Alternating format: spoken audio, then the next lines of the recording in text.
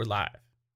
Welcome and good evening to another episode of PM in the PM.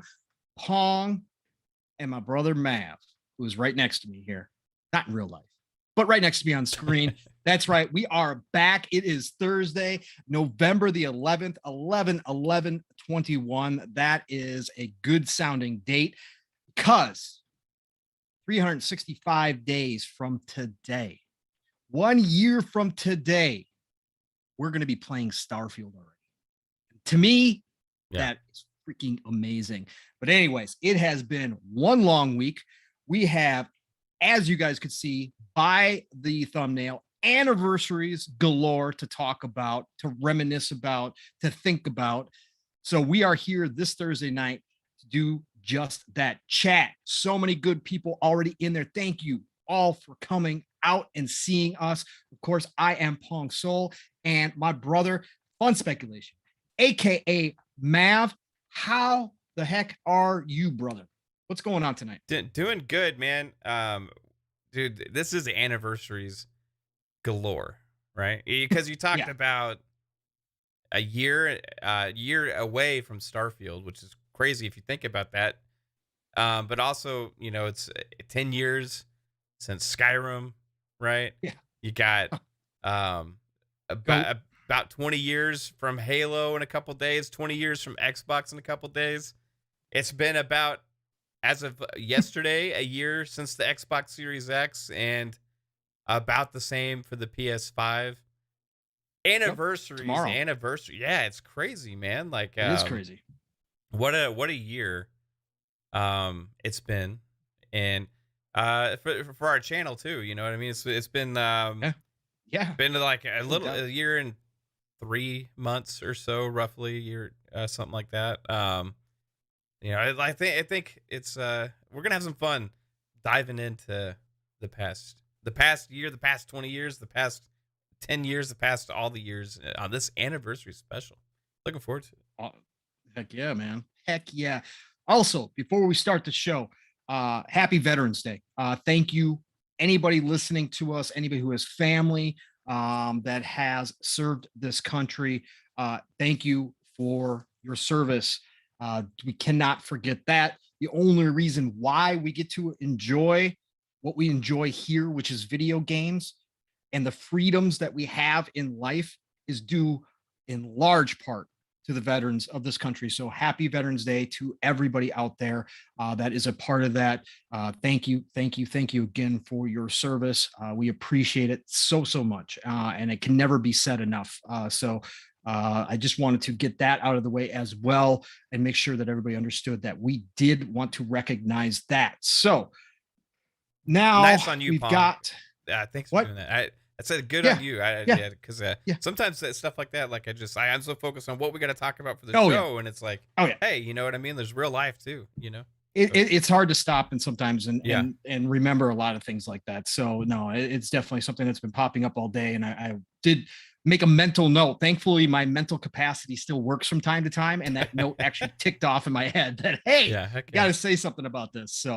Um, so like you talked about, Mav, we have got so much to go through because this past year for this industry has been absolutely insane, and obviously to start the show off, the big two that kind of set the tone for where we're at right now.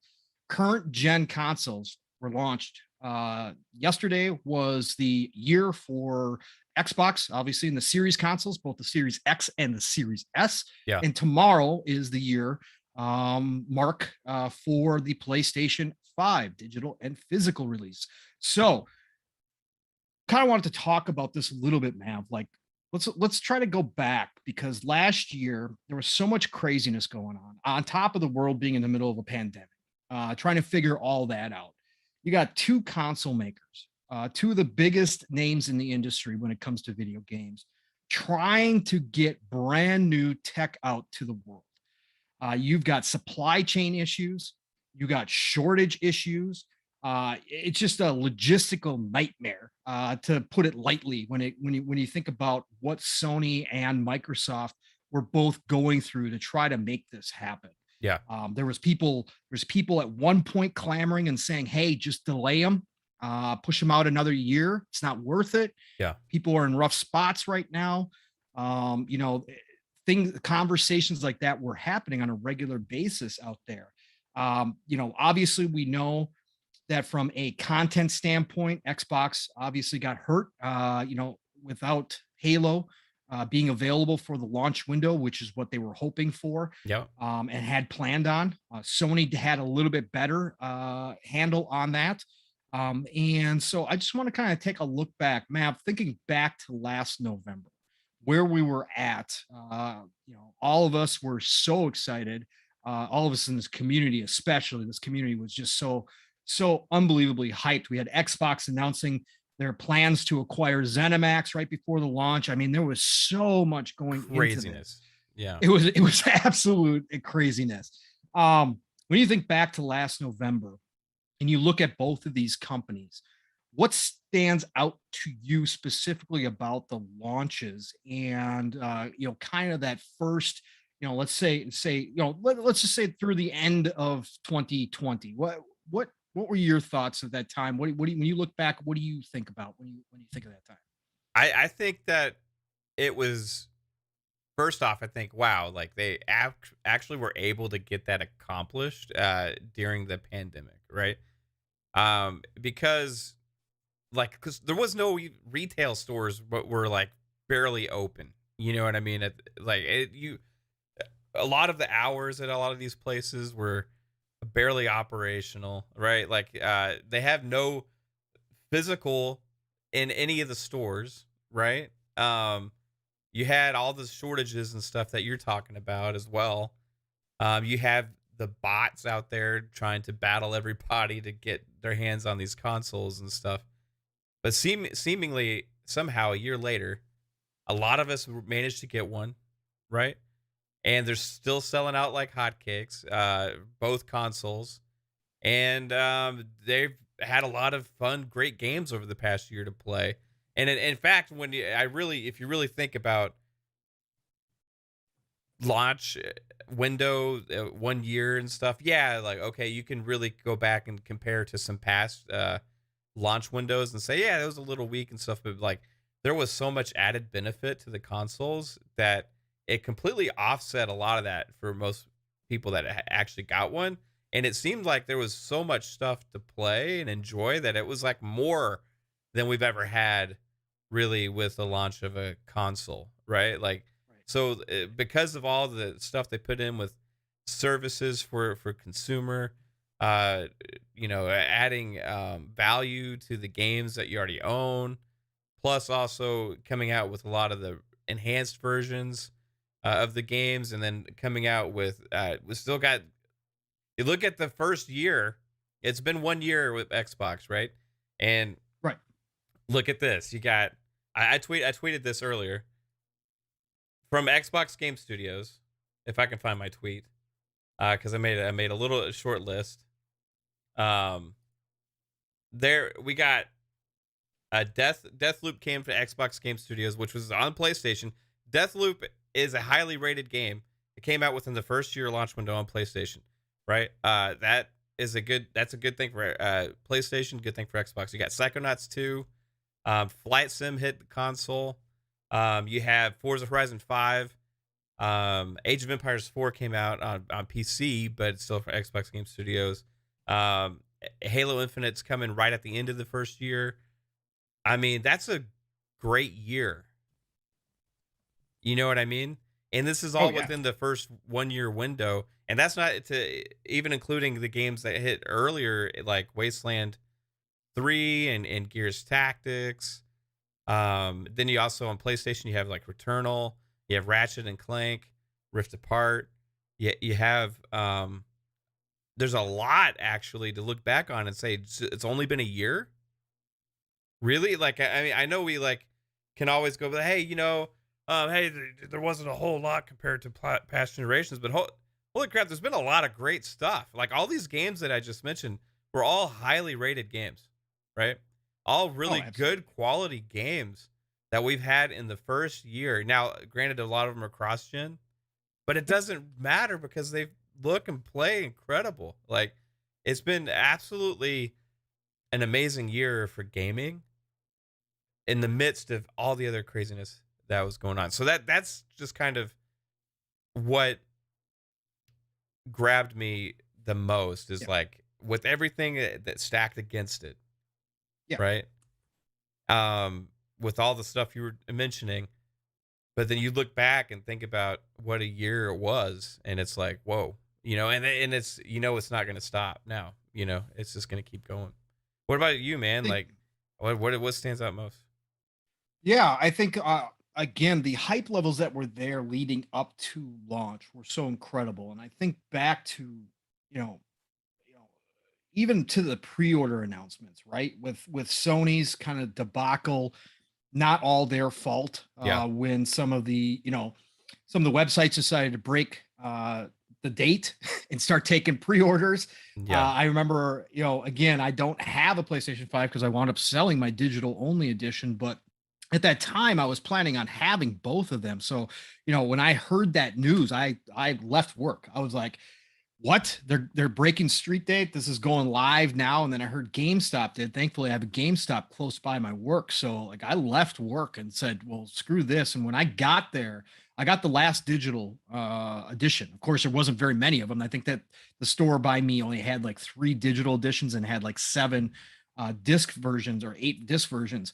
But I got the last digital and I was just thankful. But then, there's so many people left out in the cold, and we started hearing about the shortages and how, at that time they were saying, well, it's going to last until, summer 2021. That's what they were telling. So that was, them being, obviously, nobody knew, right? Because so many things, there were so many moving parts at that time. Nobody knew for sure what was going to happen. And then obviously Xbox had a much better plan as far as pre-sales go and pre-ordering the console, but at the same time it wound up in the same kind of boat because of the bots, and that happened to PlayStation as well. Thankfully, again, with that GameStop, I got to the GameStop at 5 o'clock in the morning and sat outside and talked to gamers just like the old days, which does not happen very often anymore. And that was a blast. As much as I hated getting up that early to get down there, it was a blast doing that. And you could see and feel the excitement. Like everybody that showed up at the GameStop that day, even the ones that wound up not getting a console, could not stop talking about the industry. And I think that has carried over. A lot to do with the pandemic, a lot of new people discovering the industry. But for both of those console makers to fight through all the issues and still put out the console, I think is a feat in itself. And to even get out as many as they have so far goes to show you how much effort they're putting into this. On any other launch year, the numbers that have been put out right now, both of them are above pace from their previous cycle. I think Sony's slowed down a little bit, but that's all just based upon that's just because they don't have the consoles. They're outpacing everything, right?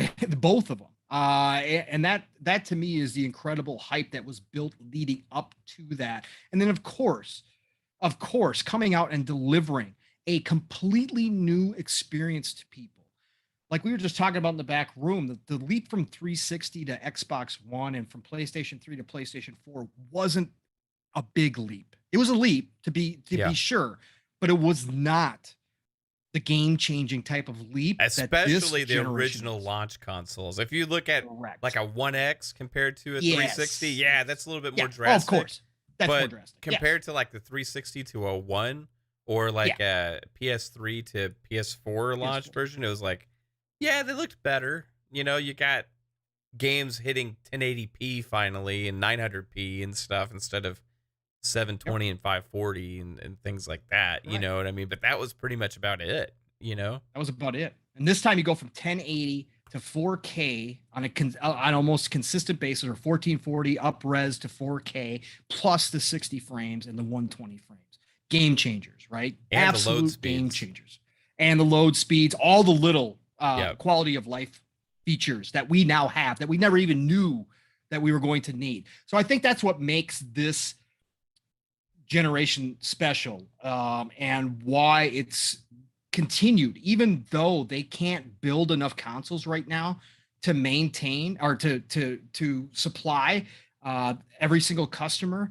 That hype has maintained, like it hasn't dwindled. It's only continued to build, and each game release that came out just amplifies that even more, because people are now witnessing, they're getting their hands on with the differences from game to game on these cross-gen games. Like you're talking about, we have a lot of cross-gen games, but the differences between the two are so noticeable that people want to make that leap now. They really do. They want to badly. It's not like, I can hold off for a little bit.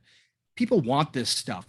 But yeah, looking back on last year, it was just a crazy time. Like I said, you mix in everything going on in the world, and then you've got this whole kind of like bubble, right, of the gaming community, of the gaming world, where everybody's like, yeah, the pandemic sucks, but I'm stuck at home playing video games all day. It's not too bad.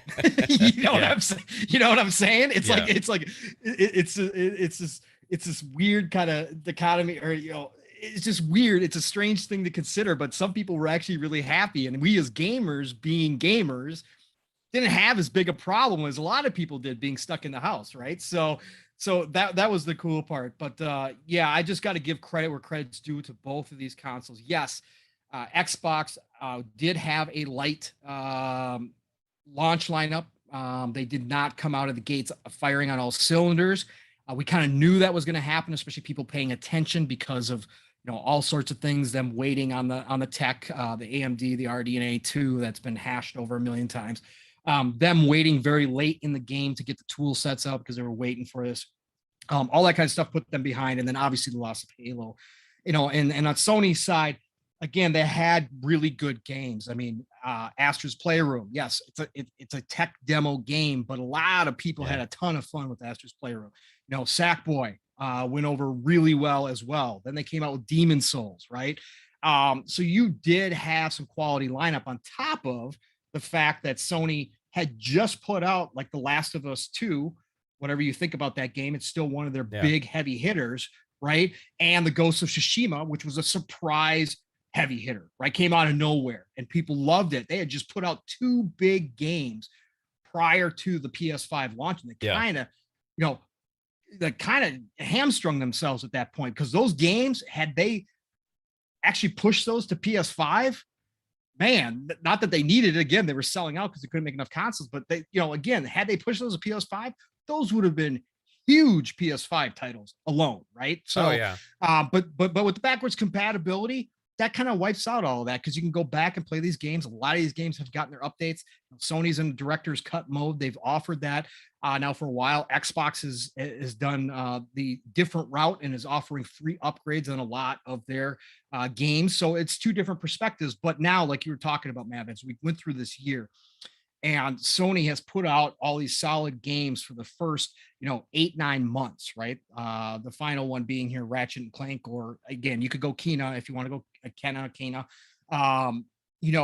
But big games, Ratchet and Clank is their last big one, right? So, but now you've got Xbox coming into their own as we end this first year. Just saw Forza Horizon 5 drop, right? So we got Halo in less than a month now. And they're ending this first year on an extremely high note going into next year. They got all the momentum right now. Yeah. Whereas the first 6, 7, 8 months, it was all, hey, where's Xbox's, big launch games or, next gen games and stuff. And now it's like they're putting out stuff that people are saying they've never seen a game look this good before. You know what I mean? And so it's like, it's just timing, right? I think a lot of both of the companies have made tough decisions with how they've handled things, with Xbox having delayed Halo Infinite, which, gosh, I still think about what a pill that had to be to swallow, right? To all the marketing deals you had in place, the launch of the console, and you've been telling people you're going to launch it with Halo and all these things, and really promoting it that way. Then you have all this, the marketing stuff still come out, and you don't have the game, right? All of that. That's $100. It's $100 million plus pill to swallow. It is that's in the hundreds of millions. But like we've talked about this a lot, it goes to a new vision and dedication to quality that they've had, and the proof has been in the pudding of what they've been putting out with their studios recently, and including even where people say, well, like Psychonauts 2, that they were already working on that game, like that doesn't count and stuff. A lot of people say, but what did you hear when Double Fine got acquired? That Xbox was like, hey, you want a bigger budget? You want to add this stuff to the game? You want more time to make it everything you dreamed of? Okay, do that. That's what you're going to do here. You're going to make the games you want to make and how you want to make them. And then they go and now release Psychonauts 2 with what it is, and it wouldn't have been the same game if they had not been acquired by Xbox, right? So you look at the dedication to quality. Now, PlayStation had a lot of pills to swallow too, because they had to look at themselves, and they've shifted their business strategy in the middle of this first year, after they had been telling everybody one thing, really promoting things in a certain way, pretty much, as some would say, lying to the consumer, which, yeah, you could say that it goes both ways sometimes, or marketing speak, or you got to really listen carefully to what these people say. Um, Now you have a shift of focus, and you get, okay, cross gen is a thing. But what gets overlooked a lot of times with Sony is, yeah, they do a lot of the director's cut stuff, but they also do free upgrades and stuff. A lot of the games, because a lot of the games that were PS4 games, when they had that like PS Plus collection thing that they just gave to everybody for free, that was a PS Plus member, it had like 10 games in it, right? A lot of those are actually boosted to 60 frames and stuff, right? So they may not be like have as many things with some of the optimizations and do free next gen optimization updates, but there are some free enhancements that go into some of those games as well. And I don't think a lot of that gets talked about enough, because, for example, like Days Gone, right? It's Yeah. a different game Yep. on the PS5 than it was on the PS4. And you can even, like Ghost of Tsushima, that got the director's cut, but a lot of people say you don't even need it because it was already upgraded enough for them anyway for free, right? So it's interesting things like where you have maybe like, I think PlayStation's really taken a look at like the grander scheme this past year, like going beyond what their original mindsets were, right? And I think that's a good thing for the future, Yeah. right? Of gaming. It's a hard pill for a lot of the fan bases to swallow, right? Well, that's because they've started to uh, correct course, right? That's what Jim Ryan was brought in as the new captain, because they knew they had to go in a different direction. With Sony, it's any big large corporation. Oh my god, I can't speak tonight. Corporation. Yeah. Any large corporation has a hard time being agile and turning around when you've been on a course for as long as they have been. And so, but they saw that they were Yeah. going to have to do something, right? They saw the writing on the wall. They're not dumb people in any stretch of the imagination. So, for everybody out here that's saying, well, they would never do this, they would never do that. Yeah. Again, that's why you don't deal in absolutes, because in business, yeah, you actually do some of that stuff. Otherwise, you die off, right? Right. And that's why Jim was brought in to get this done. Um, I think the other big thing for me, and I have a different perspective because I didn't do the mid-gen refresh, right? Yeah. And we were talking about that. So I came from 1080p in the Xbox VCR, right, up to the Series console. I had the PlayStation 4 as well, but so I came from like really, really last gen to really, really current gen, like in an instant. So for me, like when I remember too, when the consoles first launched, there was a lot of people who had done mid-gen refreshes, and with that first wave of games and stuff, a lot of people were saying, "Hey, this isn't that big of a change. This isn't, it's great, but it isn't that big of a change." I mean, I knew people in this community that let their series consoles sit in boxes for months while they still played on the One X, right? Which is Right. crazy to me, but they didn't feel like they needed to do it, right? But for me, I got the perspective of really how far we had come since 2013.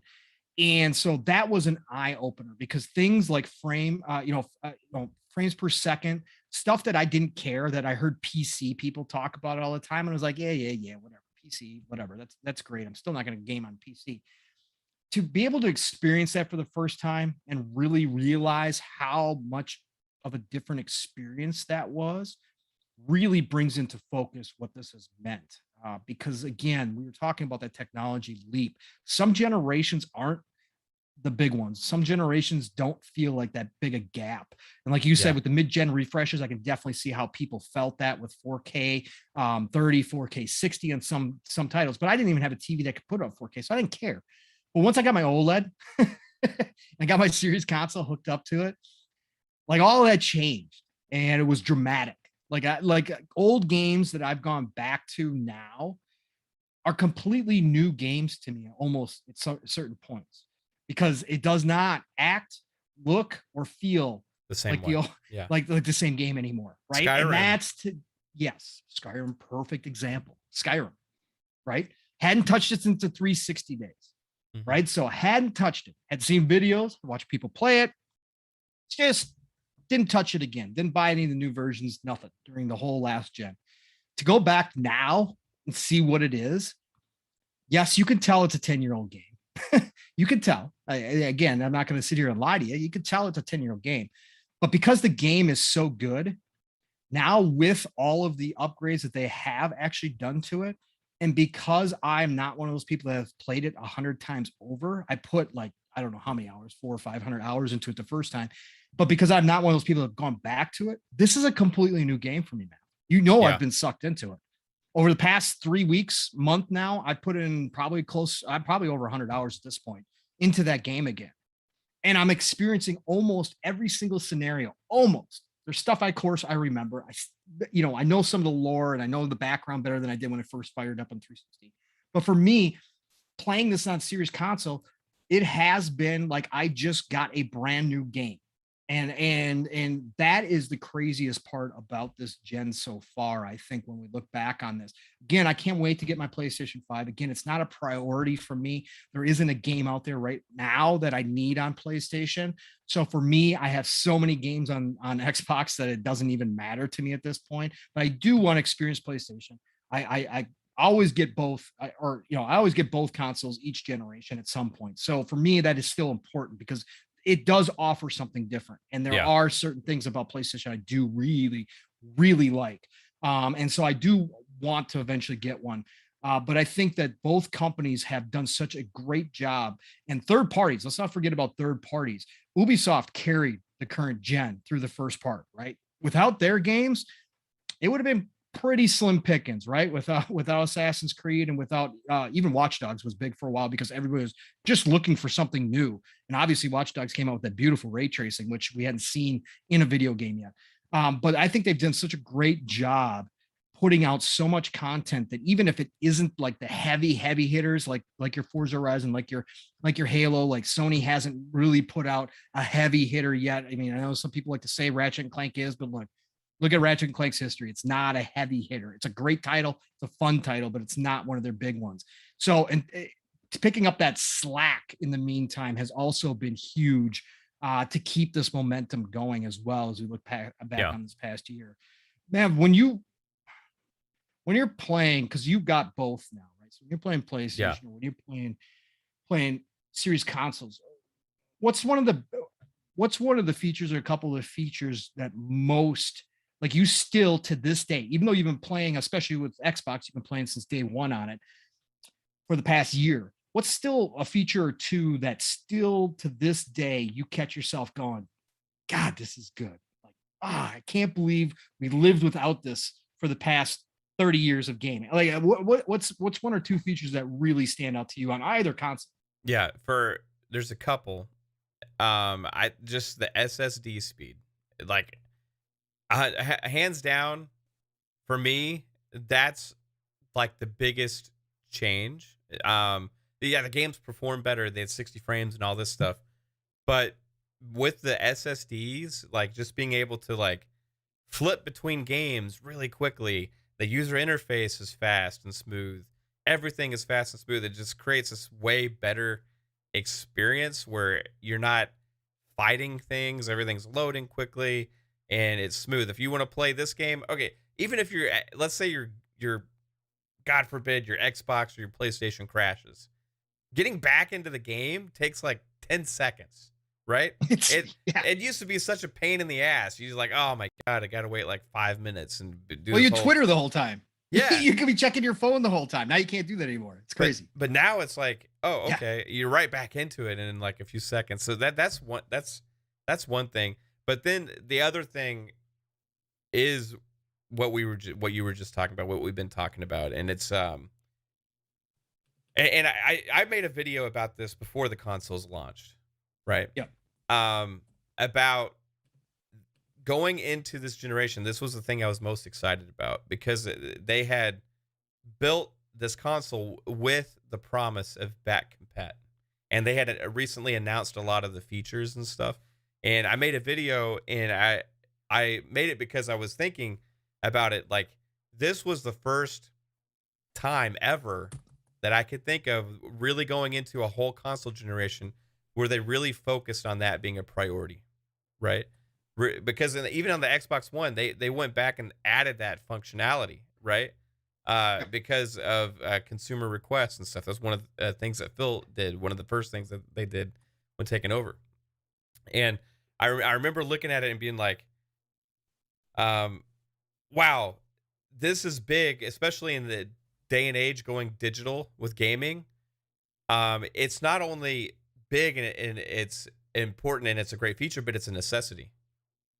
Because if you're purchasing things digitally in an ecosystem, you should have the promise of that existing with you in the future, and also hopefully performing better on whatever future devices you play on, right? It's the same thing with movies and music or anything. If you have the digital license, you should be able to play on whatever device. And if you get if you get a new PC, or if you get a new TV, or you get a new this or that, it should a new stereo or whatever. It should look better, sound better. You know what I mean? And getting these games, knowing that you are going to launch your console day one and have access to thousands of games, but not only that the games were going to be better than they were yesterday because of the features like auto HDR, the faster loading times. A lot of them got updates with frames boost and all these things, FPS boost, or even the devs go when they unlock the frame rates and resolutions and stuff like that. All of these things, you're going in, and it's not only giving you things to be excited about for the future, it's adding value to everything you already own, right? It's no longer in the past and it's trapped in time. Now, those games are worth revisiting, and it's a brand new experience a lot of times. And I made a video about that before the consoles came out because I was so excited about it. And everything that I thought it was going to be is better than that, right? Yep. And they keep adding to that. They keep adding to it, and it's important. And I don't think people really understand how important that is because of the digital landscape, right? It's a necessity. Great game preservation, and all this stuff. Like you can't have these digital purchases just tied to a box that may die off one day, right? Like you need to be able to play these 10 years from now. And then they're not only really focusing on that now finally, but they're focusing on it for forward compatibility. And a lot of people aren't thinking about that either. It's not just about backwards compatibility. It's about forwards compatibility. It's about making sure in the future you're going to have access to these games and they're going to play well and play better. And they keep adding new features and all these new things, man. And that's been like the number one thing. And that in and of itself, right? You say, okay, you can go get a new Xbox or a new PlayStation or new whatever, and it's going to play all the games you own already better. If you have a library of like 500 games, that's a very valuable concept in and of itself. Then you put all the new games on top of that, and then you're adding like, okay, wow, this is going some places. And so that for me, hands down, and I think it gets overlooked a lot, right? And because people say you don't want to play old games. Well, I do if they're not, if they don't feel old, they don't look old. I do. Yeah, you know, like some people I get it. I don't like to go play an old game that feels and looks like crap, right?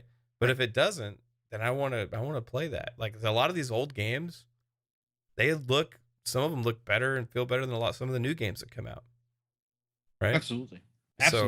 Yeah, that's it for me, man. I can't disagree with you. Those are great picks, obviously, man. I mean, I'm right on the same page from, an SSD standpoint. The loading times, it alters the way that you play games, just much like quick resume does, right? Quick resume is another one.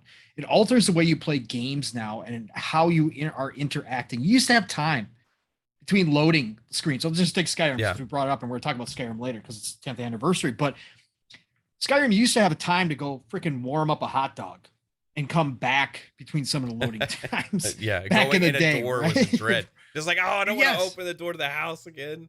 You know? Right? Exactly. And I'm stubborn, so I'm a again, I'm a thief. I'm a pickpocket, right? So I steal everything. And the secret in Skyrim and pretty much any Elder Scrolls, this goes back all the way back, is to do a save before you try to pickpocket somebody, so that in case you get caught, you just reload and try again, right? So that's one of the classic moves. Well, now with the quick save, between the quick save on Skyrim, where you can just quick save instantaneously, and if you fail and I load back in, it's literally a second and a half. I've timed it between the time that I hit the load till the time I'm right back in the same position again, ready to try to my pickpocket again, right? That changes everything. Yeah. Because back in the day, that was like probably out of my 400 or 500 hours I was playing Skyrim, I bet you a good, I don't know, probably 80 of those were spent between loading screens because of how much I pickpocket and how much I had to reload in all the time. So that is a huge one. Like I said, the quick resume for somebody like me that's a grazer. Now, I don't use it as much as I thought I would be, as somebody who does have at any one time 10 to 15 games that I'm currently playing, because that's what I do. I don't use it as much because I'm still old school and I don't trust it. So I'm always saving and quitting out anyways. That's what I just do. It's like, it's old habit for me. Yeah. But when I do go in there and I have a game that's in quick resume, it is one of the most incredible experiences in the world to click on the game name, the icon, and all of a sudden it says quick resume, and literally 3 seconds, you're right back to where you left off, even if it was 2 months ago. That to me is crazy. I don't right? think people really understand what quick resume is, because like it's like, well, you know, you always leave off where you left off when you're saving. No, it's not. It's not like that. You're talking about exactly what you were doing. It's like if you just put the controller down and walked away. It's like a one button load, right? So it's just one button. You're not going into any menus. You're not selecting what load. You're just right back in the game with one button press. That to me still is like magic some days when it does happen. I'm like, God, man, that's incredible. The one that's often overlooked, first, let's go here. You're absolutely correct about the backwards compatibility as this goes forward, as we go through the years. Now that Microsoft has this in place versus everybody else virtually everybody else in the industry right now, because Microsoft and Xbox have spent so much time and money on making sure that backwards compatibility is the best it can be and is only going to get better. And they've put so much time and effort into making sure that progression and everything can cross over every kind of device you can possibly think about, because that's the future that they want, and that's the future that they see. So they have to make sure that all things connect. Because of all the infrastructure they've built in, as the generation goes on and into the next generation, that gap, that importance, and why it's so important is going to become more and more relevant every single year that goes by. And like you were saying, Mav, with the history of gaming, and that Phil takes it very seriously, that we need to preserve that history and make sure that future generations, if they want to go back and they want to pop in, whatever it may be, they can have that opportunity to go back and experience it, right? If they want to go back and see the original Halo CE in its original form in 360 version, right? Or 360, an Xbox version, they can go ahead and do that and not have any problems accessing it. And so I think that down the road is definitely going to be huge for me as a person who does play old games frequently. This is huge, along with the FPS boost, along with the auto HDR, which has, again, at times made games almost brand new again. And if they figure out how to do up-resing on these older games, Mav, oh my God, things are going to get very, very interesting. I think they're going to figure it out. I think if they've actually publicly acknowledged that they're trying, they're going to. Jason Ronald has too. So in interviews, so that would be pretty incredible. But I think that's huge for the history of gaming as we get down the road, as our grandkids get older and come into gaming. that is going to become more important. Not that everybody always wants to go back and play all the old games, but again, just to have the accessibility there and to know that I'm not losing my purchases down the road because tech has moved on, but that tech is going to go ahead and still recognize that old content so that I can access it and play it. That to me is a safety net that I love having there. So you're absolutely correct. The last one I'll just bring up real quick is something that a lot of people overlook, but on your day-to-day gaming, especially when you are doing driving games, first-person shooters, anything like that, the low latency work that they did between the controller, look, people overlook it because it's something that you don't think about on a regular basis, right? We've all had controllers in our hands for so long. We've been through a lot of generations. We've got used to the latency. When in the older generations, it didn't bother us. Then once we knew what it was and we started seeing side-by-side comparisons, just kind of like Digital Foundry does, people don't care about resolution until Digital Foundry does it side-by-side. It's the same thing with latency. However, now that I've had that series console, the controller for so long, anybody else out there, if you don't realize what a difference it makes, go back and try playing an Xbox One game with the old controller, or try going back to 360 as I have. I've still got my 360 hooked up. I've played some games on there. Tell me you don't notice that difference, even though it's in milliseconds. Tell me that action on the screen doesn't feel different because it's almost instantaneous.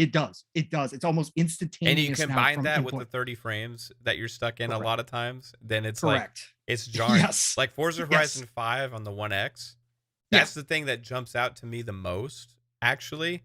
I didn't know you went back and played it. You went back and played it, huh? Yeah, so we have a One X in our bedroom. Yeah. Right? Yeah. So I knew that. I didn't know you tried Forza on it though. Yeah, that's where Kate's usually playing, actually. And it's okay. And I hop on there and it's like, ugh. Not that it's bad. I mean, for a 1X game, it fucking looks incredible, right? Like, it looks amazing. Right.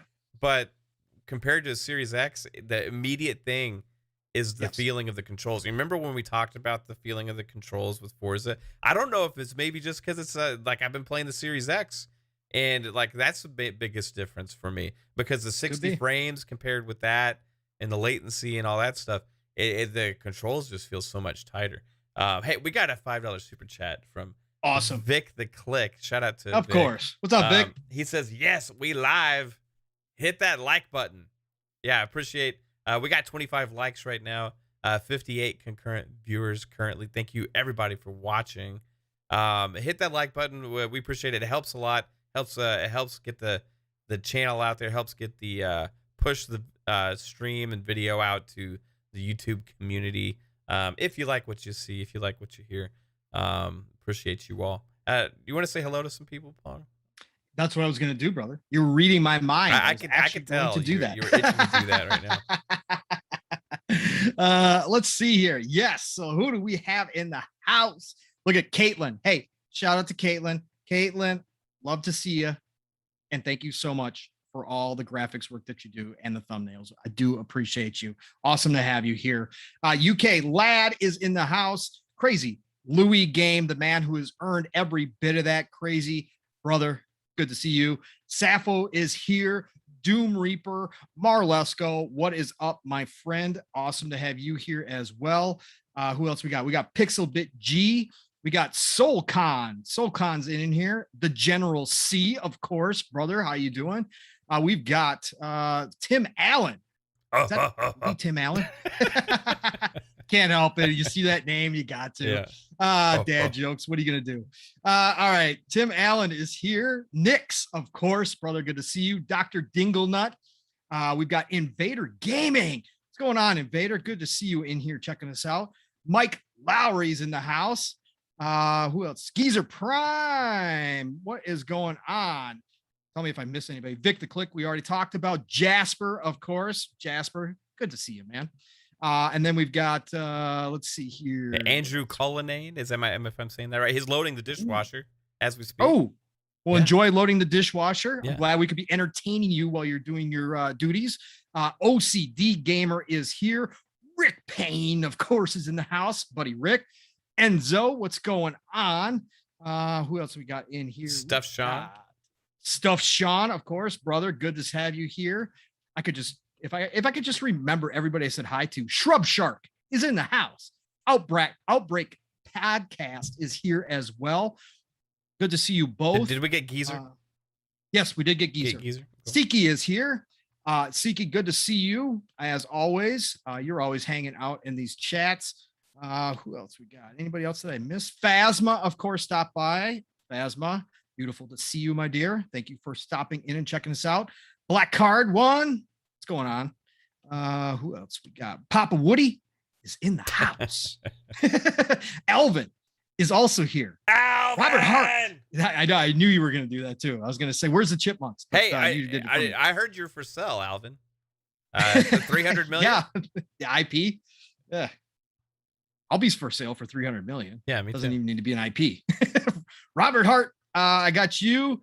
I think I have hit up everybody that I have seen. If I did not Psycho's here get now. you, Psycho 9. Oh, brother Psycho, what's going on? Yeah, if I did not get you, make sure you go ahead and put your name in there. Brutal Enigma, I see you popping in here. Thank you so much. And I think Shizno Elite, of course, always hanging out, always lurking. Shizno, my friend, good to see you. So I think we are caught up at this point. So Mav, we have been talking about this past year. We kind of talked about, how it started. We kind of alluded to where it's going and how this first year is ending. And obviously, cherry on top, right before Christmas, in a lot of people's minds, not everybody's, but in a lot of people's minds, right, is going to be Halo. The game that was delayed for a year, that has been through so much. It's been a roller coaster ride. Yeah, it's finally coming to an end. They're getting ready to put on the brakes, let everybody off the ride, and just let everybody enjoy the game. We have had nothing but positivity for almost, I would say, probably 95% of the past, probably 6 months? Yeah. On Halo. It's been nothing but good. More good today. Yeah, more good today. That's what I was just going to say. So that's what I was just going to bring into this conversation. So today, for anybody who doesn't know, they had given access to some of the media to try out the first 4 hours. Am I correct, Matt? 4 hours. Yes. First 4 hours of the campaign. This is called confidence, people. If you thought the flighting and letting everybody get their hands on with some matches in the flighting was confidence, if you thought that showing off the campaign in a new trailer was confidence, 2 months prior to launch, talk about real confidence.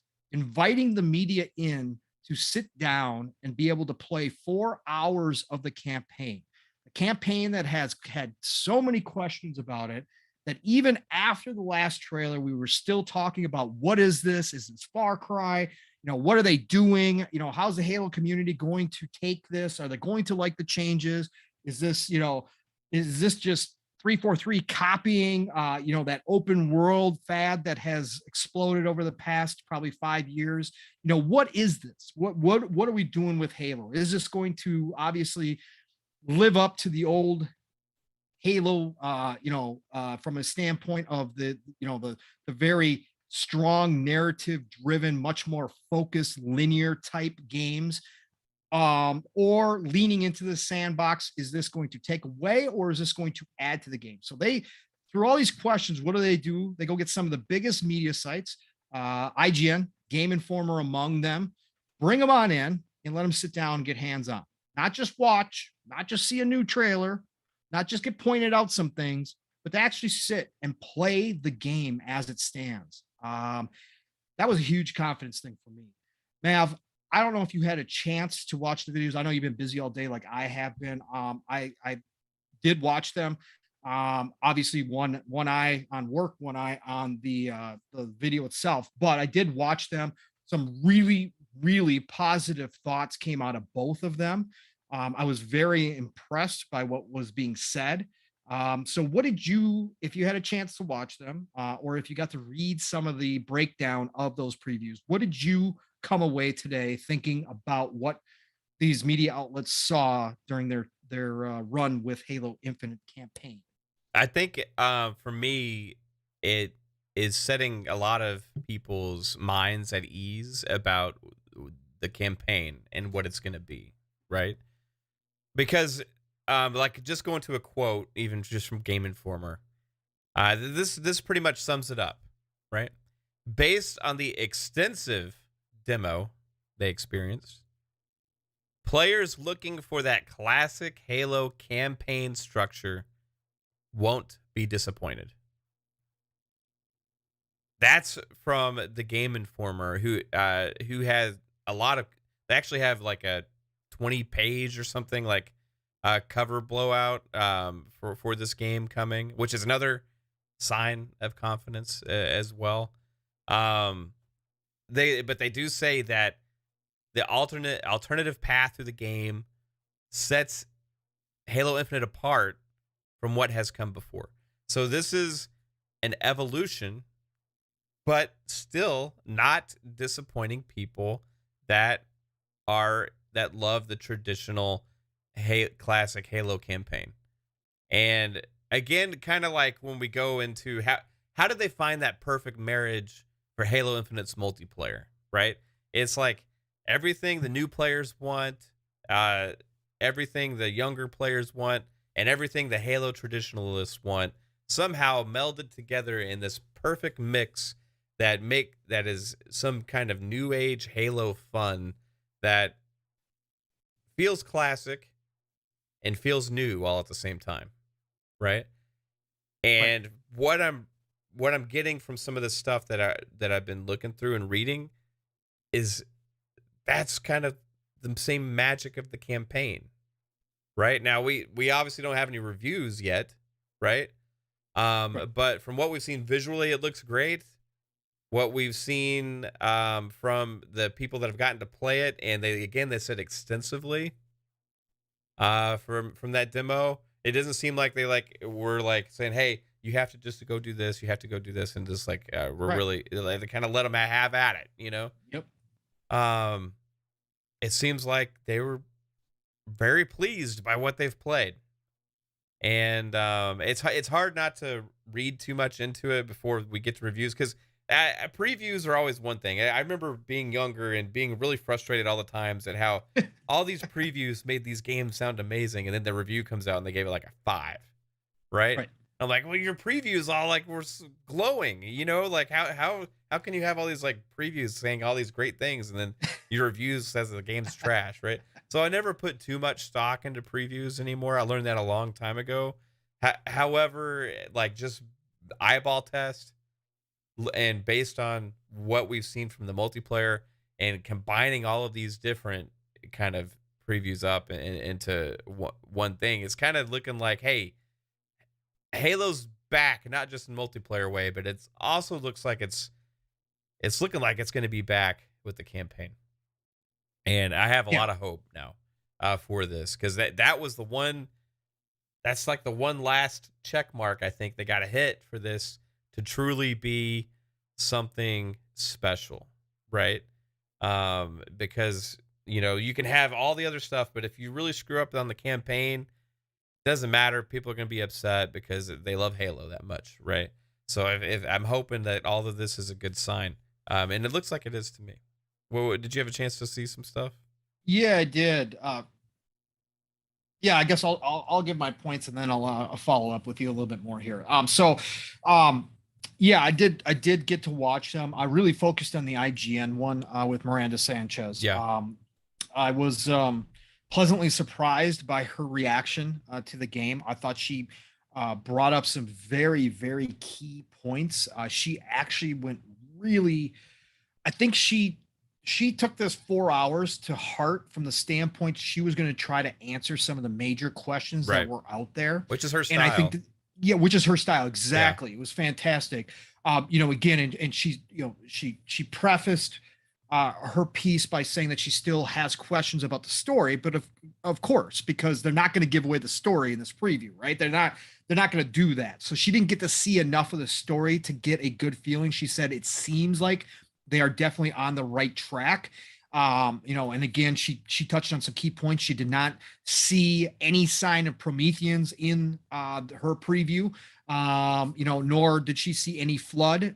She said not to say that those aren't there, but right now it seems like the story from this bit that she did get to play is very focused in on the Banished and then on Chief trying to, with the weapon and trying to figure out, obviously there's still lots of questions about Cortana and all that kind of stuff hanging out there. But she did try to answer some of the gameplay mechanic type questions, and I think she did a great job with that. So a couple of things that stood out to me. First, she said that yes, the map itself is broken up into islands, like sections. However, she said that they are all connected, and it does not appear that you are going to have to, like a Metroidvania, go get something certain, finish a certain point or get a certain upgrade or something where to get you to be able to advance to the next session or to the next section. She thinks that if once you have access to vehicles, that you may be able to, fly over to the other sections and go and do whatever you want to do. So I thought that was huge that she did kind of look for that and try to figure out how that was going to work. The other big one, and we talked about this a lot because there's been plenty of people in the community, Mav. We've talked to some of them. We've been on shows with some of them who had a lot of angst or trepidation over this style, that this was going to be Far Cry in Halo, reskinned to Halo, and that they were going to have to go do all the side missions, and they were going to be overwhelmed, and they were going to be bored, and they were going to do all the different, descriptions that people use with those open world fatigue that a lot of people do get. I think she made it clear in her video that does not appear to be the case in any way, shape, or form, that if you want to barrel through the main missions, they are going to let you barrel through the main missions, right? Yeah. And they are going to let you stay on task. Like she said, at no point did I feel like it was necessary for me to go get upgrades. Like she said, I wanted to because she was exploring, but she said at no time did I feel like I needed those upgrades to actually progress the story. So that one was another big hitting point for me. She also confirmed from her playthrough that you're going to have those moments where it is tight, where it is narrative, where it is very focused, more linear style, old school Halo. So they are definitely breaking the story up into pieces. So you're going to be in the open world, but just kind of like what my initial thoughts were, and I believe, Mav, you had matched me on this in a couple of shows that we had talked about this, and other people's, when we looked at what we saw in the trailer, you could see that there was a possibility that when you get to certain points, when you're about to, fight mini bosses or big bosses or whatever the case may be, or you just get to certain critical points in that level or that story, it's going to focus you down and automatically put you into the smaller space. You're not necessarily going to be out in the open world full time all the time, right? You're going to be able to go out there and explore, but when it comes to the important critical story beats, they're going to put you into that old school Halo feel. And I think that is going to make a lot of people in this community happy when they hear that. Yeah. And if that's how it plays out, I think it's going to be a great thing. What else did she say? Oh, she talked about weapons feel just as good as the multiplayer, which I don't think anybody was expecting anything less. She talked about the upgrading was fun. She talked about the side missions being engaging, that they weren't, it wasn't like overloaded with missions, nor was it sparse. Like she said, it wasn't very, like she said she had moments where she could sit back and enjoy the scenery and kind of take it all in, but it wasn't too long before she would find something else that she could engage with, right? As far as battles go or whatever the case may be. So it sounds like they're finding a very good balance for the people who are going to want to go explore and do that kind of stuff. So those were my main takeaways. And again, her saying we still have a lot of questions about the story and that they need to stick that landing with the story to make this work. I'm in agreement with, and I didn't go, oh wait, she's got questions. No, that just makes sense because she didn't get to see all of that. It sounds like that the AI is awesome. She said that she was very entertained by the grunts and stuff, and they're talking. She said there was a ton of lines of dialogue for all the NPCs and stuff. She said that it did feel like at one point there was, when she got to a named boss, she had been she was on heroic mode, by the way. She was playing on heroic. difficulty. Why did I say both? Heroic difficulty. But she said that she had been kind of coasting through up until that point, and she hit this name boss, and all of a sudden this name boss just rolled her. Right. And she said she had to take a step back and go, "Oh, okay, what am I doing?" And then she actually had to strategize and learn him and figure out how she was going to go about beating him. But she said, she had this good pace going. Also, she met this dude, and this dude was definitely a boss. She said too, kind of offhandedly, but she said she came across some brutes who were seemed to be heavily outfitted versus other brutes, and those brutes were almost like mini bosses at times because of how they were equipped. Yeah. So she said that's like gonna be different interesting classes to see. and stuff. Correct, Yeah. correct, that kind of stuff. She talked about there were side missions that you could go to where you can pick up special, almost named weaponry. So that's kind of my. Remember, I was joking. I joked on Bloom Show when you were on Mav that this is close to a looter shooter. All I need is loot to drop out of everybody, and it'd be great. But she did say that there are like side missions where you can go fight these mini bosses and get like almost like a named weapon, like an upgraded version Right. of the regular. Which is something that when we kind of dove through and dug through the 6-minute trailer, that there was hints about that, because one of the things said weapon variants. Yep. Which was Correct. like, if you're familiar with like Halo 5, like custom games and all this stuff, there's like all of these weapon variants for all these weapons, and like in Warzone and stuff, they have them there as well. I think this is going to kind of build upon that, but in a better way, even with the campaign. So that's going to be intriguing. It's going to be very intriguing. I guess the biggest takeaway, Mav, from all of this, from watching these videos today, and you know me well enough, and I've talked about it plenty as being a casual Halo fan. This is speaking my language. Like, I know I'm going to be playing Halo. Obviously, you guys are playing Halo. I'm not going to play Halo to the level that you guys play Halo on multiplayer, right? That's just not me. I'm not going to be that way.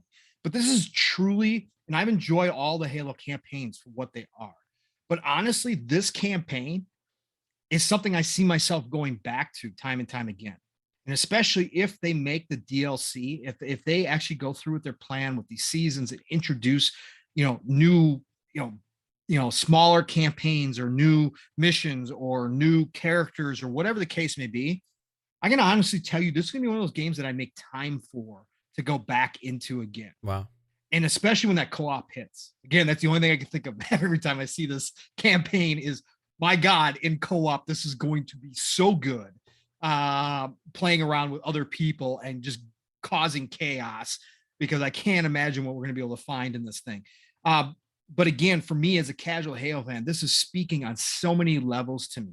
And at the same time, I'm happy that it sounds like they addressed what they knew would be concerns of the classic Halo player who wants that tight narrative-driven kind of story and does not want to get lost in an open world sandbox for hundreds of hours like a Assassin's Creed. And she made that clear also. I should say that Miranda Sanchez flat out said, those people who think this is Far Cry, it's not. So don't worry about it. That she flat out said that to Ryan in the unlocked version. So I think that I'm so happy for the old school Halo fan. If they follow through, and it looks like they are going to, and they give people the option to just take on the story itself and not worry about the side missions unless they really want to, and all the side content. To me, that's going to be the biggest win 343 can have with the campaign, is if they can balance it so that classic Halo players and new school Halo players both find enjoyment out of it at the same time, and neither one of them feel like they've been left out, or it's just not a game for them, or it's not a style for them. 343 can pull that off. That's a huge W, and this campaign might surprise a whole lot of people with how good it is. So that's where I came away. Mav, when you look back, you just heard me talk about a bunch of different things, but I know you had, you've been dead set on this. You've liked everything that you've seen so far. Obviously, the flightings, told you everything you needed to know about the gunplay, about where all that was going. But obviously, the open world, since you have been and are a hardcore Halo person, who goes back all the way to CE days and has played through all of these multiple times, for you, as one of those players, when you saw this open world, and I know for the most part you were happy with everything you saw, but if it comes true that what Miranda is saying is correct and there is a more linear path at moments, you do have the option to kind of stick to the main story and not worry about the side content, but it's there if you want it there. Does that excite you? Does that do you think you're going to find yourself doing that first and then going back into the open world if that's possible? Or do you think you're just going to enjoy the world as it is, as they presented it to you, and you're just going to try to go see everything you can on this ring as you just kind of slowly progress through the story? What do you think is going to happen when you sit down with this? It's interesting. That's a good question, right? But for real quick, I want to get to the super chat from Army Veteran with a $5 super chat. He says, "What's up, Pong and Mav? Man, Mav, you look like high school in that picture from your wife." Yeah, Kate, she posted a picture of us from just like 6 years ago. Yeah, it's been a rough 6 years, Army Veteran. Yeah, I hear you, man. But as far as Halo, man, that's a great question because I've actually thought about this a lot. I knew you had. That's why I had to ask you this because I figured you because more than the average person should think about anything. I've been thinking about how I'm going to approach and play this campaign because I freaking love Halo. It's like anybody ask me, okay, Halo's my favorite game franchise, period. No questions asked, right?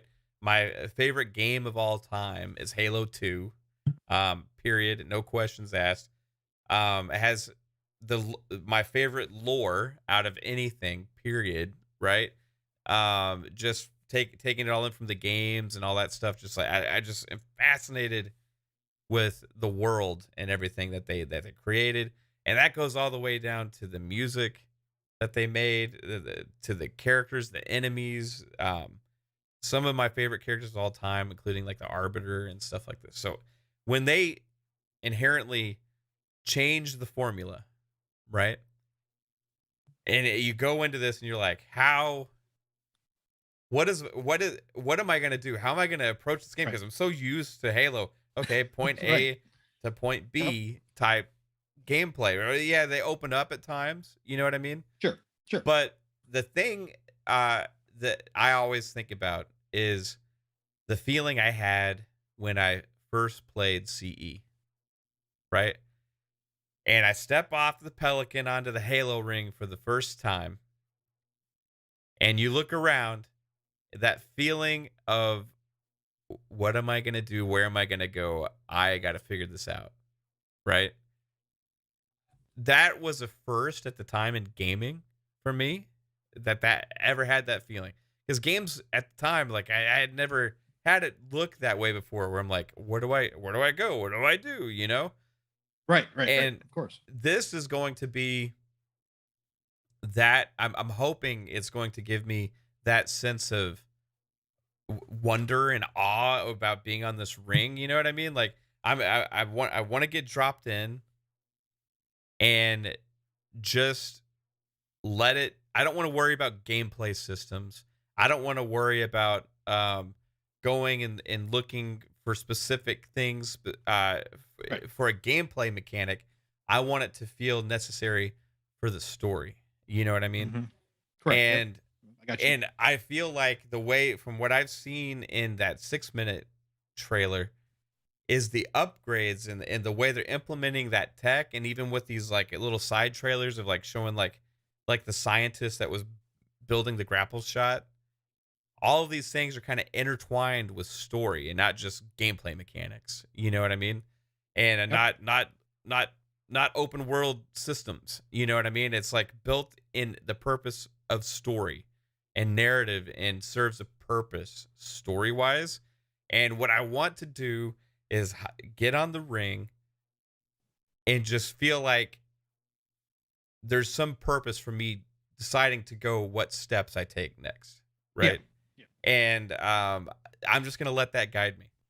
right? 100%. Wherever it leads, that's where it's gonna lead. I don't know. And like I've thought about how I'm gonna do it, but I want that, like, because this is like a dream Halo game for me. The second I saw the original gameplay overview over a year ago, and they showed that open sandbox Halo, and you can go in and Warthog, drive around, and you can do this and do that, and even the trailers before when they just kind of show a Warthog off the pan view just driving across the ring, right? I'm like, oh my gosh, like this is like something I've been waiting for, like ever since I discovered Xbox 20 years ago. You know what I mean? This is the culmination of what that finally is. And I don't have and I just decided I can't go into this with a plan. I don't know. I'm just gonna be chief and I'm gonna go save the fucking world. Right. And I'm gonna just let it take me, man. I want to get so immersed in this. That's why I don't care about co-op, be honest with you, like at launch, because for me it's always been such a like personal thing with the story that like I really want to take it in. I want to be that character. I want to like not. I get that. I don't want to hear other people talking to me and like stuff, because I really it immerses me like Halo does, like nothing else. And I want to be on that ring in that open world, immerse, and just make the decisions of whatever I need to do to accomplish the goals, right? No, and I get, I know you can't wait, brother. And I honestly, like I said, the closer we get, the more we see, the more hyped I get as a casual Halo fan. I really do. Like, I'm not saying that just to say it. Like, it is like, it's kind of crazy. Like, I wasn't expecting it to get to this point, especially on the campaign side. I knew I would enjoy the multiplayer, and especially once I played Big Team Battle, it's like, okay, yeah, this is the Battlefield type chaos that I love. I'll definitely be finding some time in here, especially with everybody in the community that I now know too. So, but for the campaign, it really is catching my eye in a different way than I thought it would because of the changes they've made to it. But I get what you're saying as far as you not caring about the co-op. That's why I haven't fought against it. I've never been the delay Halo guy or anything like that without the co-op. Like I said, it's just a miss for me because it's not the same experience that you're going to have with Halo per se. Not to say that I might not find that in this one, but I'm just saying overall it's different for you. It's like me with like a Red Dead Redemption, right? I would never want somebody talking in my ear while I was immersing myself in Red Dead Redemption, right? That would take away from the whole story. Like that's one of my 10 out of 10 games. So I totally get that fact. I just think that 343, it's kind of crazy how everything all comes together, Mav, at one time, right? And sometimes things just happen for a reason. Yeah. And I think that year off and being able to bring, and I know we can have debates about what the year off meant and what was going on. I know there's plenty of people that have strong opinions about that, but at the end of the day, they did take the year. Like you said, it was a big pill to swallow. Like I said, I would love to have been that fly on the wall when Phil told Satya that was happening. Oh, and the next day he had to go on with Gary Whitta on his Animal Crossing Animal Crossing thing, right? Yeah. And I was like, oh man, like he has to do that the next day. Wow, that's crazy. Right. It is crazy. I would love to have been a fly on the wall for those meetings and to know exactly what happened. Like I said, there's got to be a book specifically about Halo Infinite written someday, about the inner workings and what was going on at 343 and at Xbox and at Microsoft and how all that went down. Because like you said, the marketing that was paid for, all the plans that were in place, knowing that it's costing you hype around your brand new console that you just squeezed out the door during a pandemic, and not to have this game there, but it happened. And they gave him a chance, and they brought back Joseph Staten. And they did all these little things, and they refocused that entire group and really started becoming transparent, giving those updates leading up to this summer. Was so important and so vital to Halo. And now here we are in a down year when it comes to Call of Duty, right? And Battlefield has tons of questions about it. And you've got the multiplayer in Halo looking like the best multiplayer that 343 for sure has put out, and maybe up there with the classic Bungie multiplayers of old. And now you've got this campaign that had so many questions surrounding it, so many different things going against it at all times. What if they could get it together? And here they are, seemingly at the last, I don't want to say the last possible moment, because obviously they've had this thing put together for a while. Joseph Staten said you could play through it when he joined. So again, it's been in place, but they've brought it all together to this point that a month out, they are giving media access to allow to play it for 4 hours. And those media people are coming out of it saying, looking good, feeling good. It's crazy how sometimes that happens. That the worst of scenarios turns out to be the best of scenarios at the end of the day. And when we look back, if they pull this off and this becomes a 10-year juggernaut that they plan it to be, we'll say that year off was the biggest, hardest, but also the best decision that Phil and 343, everybody over there, made in the history of Halo. And that's saying something right there. So pretty incredible stuff. Hey, shout out to everybody in the chat. I see you all. Great discussions. Thank you for being here. I don't want to forget to say that you are watching, or maybe you're in the future listening to PM in the PM, Pong and Mav in the PM. Thank you for all being here. Staying with Halo, Mav, a little bit here. Next week, let's touch on this real quick. Yeah. Next week is the 20th anniversary for both Xbox and for Halo. We know that they've got the celebration on Monday. There's been some stuff swirling about that. We've got Jez saying that he's got a contact, a source that he trusts extremely well, that is telling him that he will want to watch that show. We've had Aaron Greenberg come out and obviously say, hey, temper expectations. No new games are going to be announced. This is, I think his other words were, this is not meant to be a news dump. This is a celebration of the history of Xbox and obviously Halo's anniversary. We had what we talked about on Boom Show, a little interesting thing where Halo Infinite, if you type it into your mobile Google browser, comes up with a release date, a launch date of November the 15th. So we've had all this stuff kind of swirling around next week and what's going to exactly happen. I'm going to be stuck at work. I was trying to get off, but we've got a meeting that day and I can't. So I'm kind of pissed, but it happens. Real life first. But I will definitely have it on and be watching it as it's happening. And I can't wait to see all of you react to whatever they announce. But in your mind, Mav, sitting on this week, kind of leading up here, it's a big day. It's a big day for Xbox. It's a big day for Halo. There's a lot going on right now. There's a huge tidal wave of positivity that Xbox is specifically carrying in to this season, especially coming off of the heels of the absolute juggernaut that Forza Horizon 5 has all of a sudden overnight become. Not overnight in terms of the entire franchise. 6 million. Yeah, million.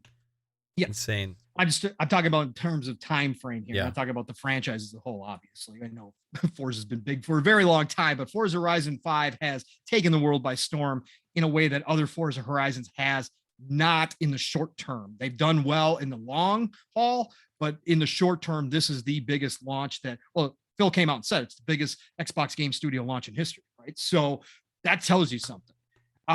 So coming into next Monday and thinking about where everything kind of stands, touch on it. You could touch on it from a Halo standpoint if you think that we're going to get something on Monday, if they're going to do something special. Now, I know we talked about this in Boom Show, but also from an Xbox standpoint, if you want to, what do you think we see on Monday? Where are you standing at this point? Dude, I got no freaking clue, man, because it's like, usually you can kind of get a good feed on this kind of stuff and a good beat on it, and it's like, all right, these people are saying this people are saying that, but there's so much like contradictory like stuff out there, Yeah. And the thing is, most of the contradictions are coming from Xbox themselves, right? Kind of putting out there, hey, don't expect too much from this. But then you got to look at the language carefully, and it's like, okay, well, they didn't say not to look out for this. They didn't say not to look out for that. They just said a couple things, right? So it's Man, I don't know. What so I think about it like what is like a realistic thing, right? Right. Like Right. what is a realistic thing and something that we've talked about multiple times before about hey, that Halo Infinite multiplayer, what if they released it early in beta mode and left it in beta until launch, right? It just would make sense because it's a free to play multiplayer, right? And you could still get away with saying it's like it's still day and date with the campaign if you're in season 0 before launch, right? And it's a way of doing early access on a game without giving full early access on a game. Free to play games have been doing this for a long time with early access with like bundles like a digital deluxe bundle or a founders pack or whatever. They'll do like season one bundle, all this kind of stuff where you get to play for a couple weeks or whatever. Now it seems like okay, it's like what, it's like 3 weeks before launch roughly. If that's the case, that seems pretty reasonable for them to do something like that for a free to play multiplayer game. Gives them a chance to have an excuse for the servers before launch as well. It being in beta still or early release form, right? Plus you have, the self celebration of the 15th, and you get to kind of offer something to people, right? So it's for me that's the most realistic thing, and I don't. A lot of people would be like shocked. Oh my gosh, it for me it doesn't seem like that's not that crazy, just because it is. You don't need the campaign to even play the multiplayer. It's the multiplayer. You don't even have to have Game Pass. You don't have to have Xbox Live Gold. You can just play it. It's free to play. So if they did want to try and sell an extra like $20 bundle thing, right, that comes with some extra content and stuff like that and gives you that early access for like 20-30 bucks, that's a complete viable option that fits with free to play models 100%. So that wouldn't surprise me whatsoever. Do I think it's going to happen? I think before now and before launch there's going to be people playing the multiplayer. I don't know how it's going to happen exactly, right? But I think that's very likely. Either another shorter beta, a weekend thing, or something more like what we said. It just seems to make too much sense. Now, beyond that, I hope we get another look at the campaign. Okay. Just like, another segment or something, a little story hint, but nothing that's concrete. I want to get like the feels, right? Watching this event, right? Kind of like the Skyrim thing they did today. They took the Skyrim thing, you alluded to how they had the music and all that stuff going. I wanted to have like a Halo orchestra there, and I want them to be playing music from Halo with trailers of like Halo Past and gameplay from Halo Past, and roll right into a scene from Infinite, right? Right. And music from Infinite, and kind of do a montage of music from Infinite, and then right at the end of that be like, Game Pass Ultimate subscribers, or for $20 for anybody who's not, get your digital founders pack today and go play Halo Infinite multiplayer now. That would be insane. That would cause some waves right there. Yeah. And it'd also get a lot of Game Pass subs too. If they tied it to Game Pass. It's just an idea, I mean, if I was them and I thought it was possible to make that happen, that's exactly what I would do. Right. Right. So if I'm looking at realisticness, like if that's what I would do, then I would say maybe that's what they'll do. Okay. What about you, man? Look, I think the sky's the limit on this show. Again, we know they're not going to do any new announcements, game announcements, as far as that goes. I don't think we're going to have any acquisition talk there whatsoever. This is going to be a true celebration for Xbox, right? And how far they've come, where they've been, and what they've done up to this point, and where they're going. So I think you're definitely going to have a past, present, and future type of celebration, right? And they're definitely going to. That's going to be the main focus, right? It is doing that, and obviously Halo is a huge part of that. So I expect Halo to have a spotlight when it comes to this show. And I think I said on Bloom Show, with every award ceremony, whether it's the Oscars or Golden Globes or whatever, right? They give away gift baskets to everybody who's there in attendance, right? I think Xbox is going to give us a gift basket.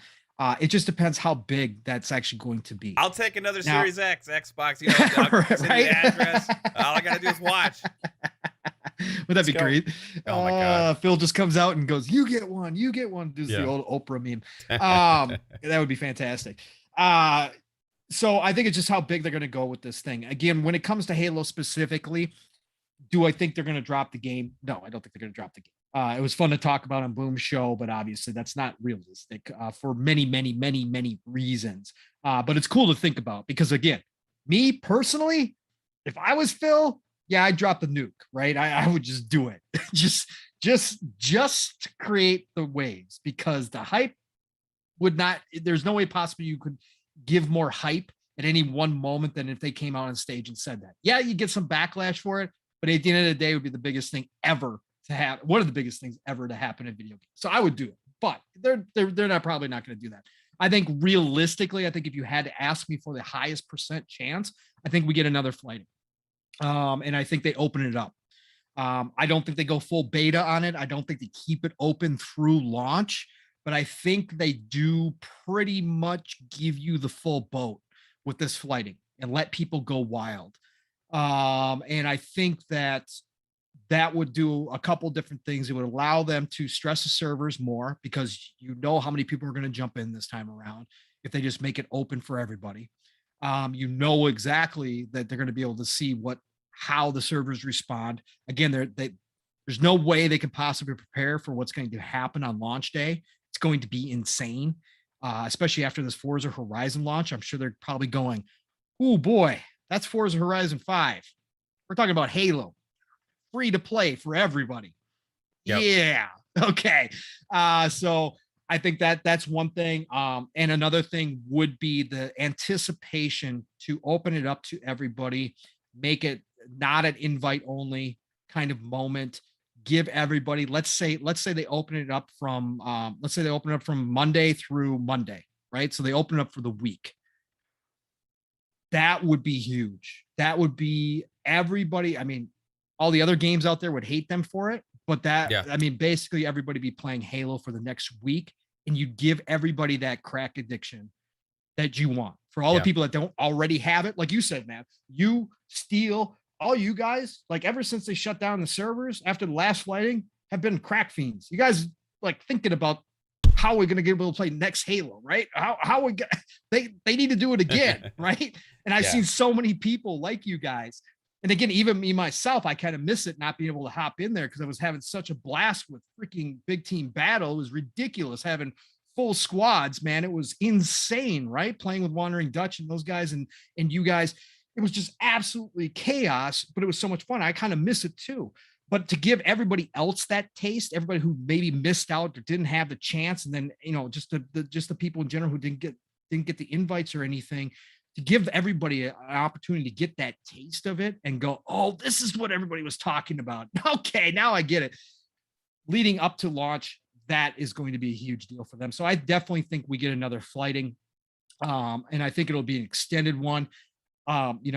Maybe not, maybe it'll be another short one, but I would hope they would open it up for an extended period of time and just let everybody who wants a chance to get in there and enjoy it. So I think realistically, that's what it's going to be. I think from the Xbox side of things, we are definitely getting backwards compatibility stuff. We've been waiting on this for a long time for them to start that program back up again. There is a ton of games out there they need to work on. I know they can't get every single one of them for all different reasons, but it looks like they're going to start doing that. And it looks like at least part of that list that was leaked out is legit. It looks like Dead or Alive 2 Ultimate might be available right now. I saw I saw Special Nick downloaded it to his 360 backwards compatible from the Xbox One. It's available and that wasn't back compat before. Correct. Well, so that you know what I mean. Yeah. So I think we're definitely going to see that on Monday. I can't wait to see the list of games. One of the games leaked, Mav, was Alpha Protocol. And we know that the deal was just, the alliance with Sega had just been made. So we might get an actual backwards compatibility Alpha Protocol. Which is interesting because that game was actually even delisted from Steam before. Correct. So wouldn't that be cool? they would have, if they added to the storefront, they would actually have to reactivate the licensing. Right. For the music and stuff for this game. Yeah. For the stuff. So I don't know. Again, there was a ton of games on the list and some of them were questionable. Some of them were like head scratchers, but who knows? Again, Microsoft and Xbox are riding a wave of hype right now. You cannot deny the good news that's just seems to be almost at this point daily with Xbox. Like it's hard to come on these shows, especially these non-console centric shows, Mav, and you know this. Find news to talk about PlayStation or talk about Nintendo because Xbox is dominating right now. Dominating. Yeah, they really are. And they're riding this high, and this Forza Horizon 5 thing just pushed that even further. I can't imagine the smile on Satya's face right now when Phil's giving him the stats, right? So there's no limit right now to what they could do going forward. So Monday, I think, is just going to be just the start of something really big leading up to Halo launch, where they just celebrate all of Xbox, really celebrate where they've come from, how they got to now today. I think we're going to get a glimpse into the future. I think we might see one, maybe two games down the road, ones that are already announced, whether it's Avowed, whether it's Fable, something, maybe Hellblade 2. I think that one's saving for the Game Awards personally, but I think they show us a glimpse into the future as well with something they've already announced. But I think the real focus is going to be the past, present, talk about backwards compatibility, obviously Halo, and then give us a glimpse into the future and where they're going. And I think that would work out perfect for Monday. So that's where my mindset is. But I can't wait. Again, I'm kind of sad I'm not going to be able to podcast that day, but I can't wait to talk about it later next week. Obviously, Tuesday with Boom is going to be a blast, whatever comes out of it. But I really do hope we get another taste of Halo before launch. And I think they're going to do it for us. So that is the Halo and Xbox anniversary celebration next Monday. So be there, tune in. It's going to be a great show. So Mav, we've been going for about an hour and 40 minutes. We've had a few requests that we do a 4-hour show. A 4-hour show, guys. Yeah. Wow, you got, hey, I do those on a regular almost on Saturday mornings. So, but you know what, Mav? Tonight though, it might be a problem tonight. Yeah, we got Battlefield. Battlefield's opening up tonight. There's already people playing it. There's already people posting screenshots. I'm starting to chomp at the bit here to go play some Battlefield. Sounds like, and this just sounds like, because I have no hands-on experience yet, but it's sounding like all the problems that we saw in the beta, or at least let's say a lot of them, have been resolved, which would be huge because Battlefield's got a chance. Because Call of Duty right now, man, this is off topic, but man, have there ever been, when's the last year you remember Call of Duty not being talked about? Like hardly at all. What's like, Call of Duty? Right, exactly. But when's the last year that Call of Duty launched? And it's still probably doing great sales numbers. Don't get me wrong. Not saying Call of Duty's dead by any stretch of the imagination. People always get kind of funny about that when you start talking about Call of Duty having a drop off.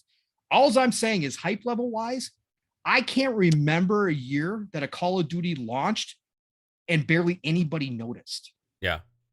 And I swear, like nobody noticed. There's hardly anybody in the community posting pictures from Call of Duty Vanguard. Everybody's posting pictures of Forza Horizon. I'm not just talking about the Xbox side. There's some PlayStation guys posting some pictures of the campaign from Vanguard, but nobody's talking about all this awesome stuff they're seeing in multiplayer, right? I seen one video on the most OP gun right now, which is the Stig 44, I think it is. and I saw a video on how to equip that out. But that's the only Vanguard stuff I've seen anywhere. Like, am I just not seeing it, Mav, or are you on the same page here? You're not seeing that either. It's like a Call of Duty ghost town around here, man. I don't know what's going on, but it feels weird. You know, I was like, hey, Weird. usually the streets right now are littered with the blood of all the fallen soldiers in Call of Duty. And we have all the streamers and everybody like on Twitter and stuff just being like, hey, I'm really enjoying this COD this year. You know, I'm not seeing crap, dude. And it's weird, man. I mean, you have to search for it. If you search for it, you can find some stuff, but it's usually flooding everything, you know, or you just like, you just live in a Call of Duty world all of a sudden. And man, it's very strange. What a year, what an opportunity this year for Battlefield, who has been like the main Call of Duty competitor over the last, I don't know, 20 years or whatever, you know. And IGN did a great video on that too, by the way. I tweeted that out earlier this week. They did a great review of the Battlefield Call of Duty kind of battle over the past couple decades. Awesome job. Actually gave some good history on it. Yeah. Pretty incredible where they came from. Yeah, man. And it's kind of always been like, you know, Battlefield didn't come out every year, right? Call of Duty did. And it's like Battlefield, it didn't really hit at times where Call of Duty was more consistent, you know. And now it's like, you know, Call of Duty's had the spike with Modern Warfare, but they've been kind of going like this the last few years, right?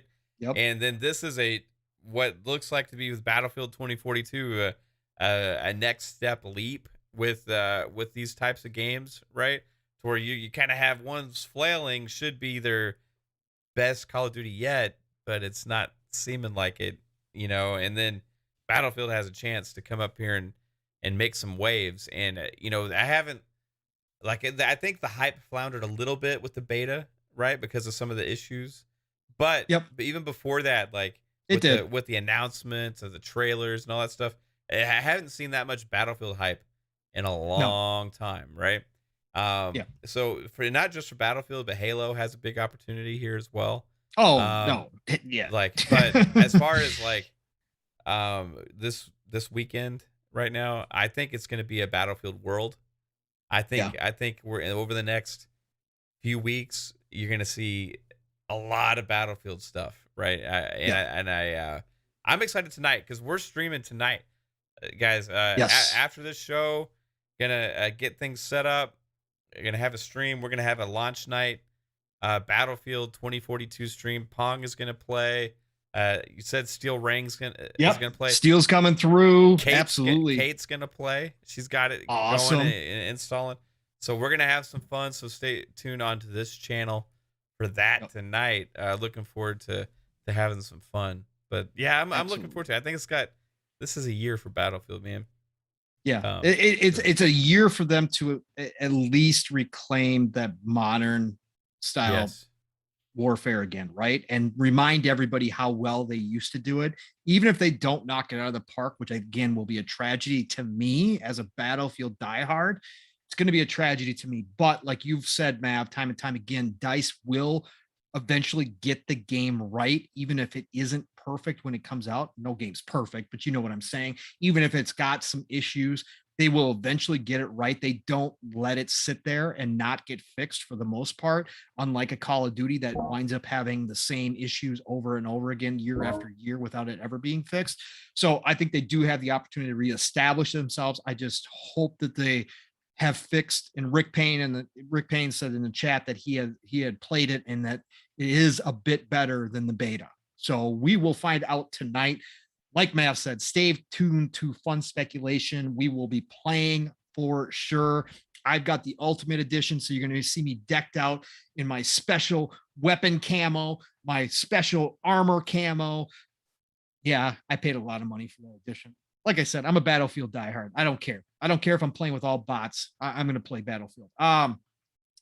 But I think Halo, Mav, back to your point about that, Halo is really Godzilla waking up and coming out of the ocean this year, right? It's the return of the king. It feels that way to me as an outsider looking in. Halo, again, things sometimes just come together all at the right time, and it really feels It's hard to like catch that lightning in a bottle. it is. You It know? is. It is. And Halo is rising out of the ocean like Godzilla to remind all the first person shooters why they're even around, right? And I think Yes. that it's good way to pretty put on it. console at least, Yes. right? It truly feels like that moment where they're going to be back again, and everybody's going to go, oh, now I remember. Or the people who weren't around for prime Halo days are going to go, oh, this is why everybody was saying that, right? So I think this is going to be the year that they come back into play again and really remind everybody why they are considered one of the absolute pillars of video game history. You're right with this too, Pong, because like going back to the 20 years of Xbox and Halo, like people just forget, and like people like things that become old can become new again, because I think a lot of times they just become old because they just lose their cool card. Like it's not cool to like it anymore, or the maybe that you're just on to something else and it feels newer, and you're just kind of like, this is what's trending now, and I'm, that's lame now. You know what I mean? And sometimes those things come back where it's like, oh, I realized I was an idiot for 10 years for not liking this because this was always better, or you know what I mean? Like you start to realize the core aspects of like Halo was never really dated. No, with its gameplay, you know what I mean? The core mechanics of Halo, where there was some things that like needed to be more modernized, like the speed of the gameplay and stuff like that. As far as like mechanically, in a lot of ways, like it's still superior to a lot of shooters that were out there with skill-based shooting, like with all this stuff. And I think that it just takes something to get popular enough for enough people to try it and just get excited about it and play it to where they actually rediscover this stuff, right? You're like rediscovering these things, or like what was old feels new because no games do that anymore, right? And then you have people, that time to kill is too much. The time to kill, I want to kill I want to shoot somebody 5 times with the SMG, and then be dead. I get it. You know what I mean? You want games to be easy, right? I understand. Like you're used to corner camping and in rooms, and somebody run by you, just go and they're dead. Doesn't work that way with Halo. It never has, right? There's a reason you gotta have skill to play to really get good at Halo, right? And I think that aspect is actually winning over new gamers now who are sick of that kind of stuff, right? Learning that, okay, there's more to shooters, right, than this old just run and gun style gameplay, right? So it's really it's nice to see the opportunity to be taken here, and catching that lightning at a bottle. Man, it's weird. This is like a reverse of Halo 5, right? Halo 5, I think, didn't it come out the same year as a Battlefield and a Call of Duty? And obviously Call of Duty comes out every year, but Battlefield doesn't hit every year, right? And I feel like just the way the mindset is, and it's like completely reversed because nobody was hyped for Halo 5, right? Like all the media podcasts that we listen to, all the big ones are like, hey, are you even excited for Halo? And they're like, no, not really. I don't know why. That's the conversations that were being had back then. And now it's like the most talked about game, right? So it's interesting to see, man. Love it. And to your point, Mav, that you brought up on a show, or brought up in the chat actually the other day in one of the other shows when I was there, it's overall, it's because Xbox has so much momentum and has gained so much mind share. Mm-hmm. And we just saw it with Forza Horizon 5, right? Forza Horizon has always been a great game. It has gotten high reviews. It's been 90s for the past, 4 versions now? 3 versions. And I feel like it's like the one franchise that they just like, Yeah. they would just be unjustified in any way to write a negative review because it's so perfect. Like it's like one Right. of those like perfect franchises. So it still stood above the rest and kind of withstood It did. all the negativity, but it still didn't No, it ascend didn't into the hit. heights like this because of Right. the disexcitement for Right. Xbox, right? Correct. That's the whole thing. And that was a perfect point that you made, was that's what's different now. That's why it feels, again, we were just talking about this, forgetting what something feels like, Mav. Mav, this is almost not quite the same, because PlayStation is very, very strong. They have put out a great system. There is zero issues with PlayStation, but that's why this feels so much like the 360 era. Right. That's why this is what it felt like all the time during the 360 era. Microsoft Xbox was always making headlines. They were getting exclusives. Games were just by default getting exclusives because they couldn't make it work on PS3 and that cell processor.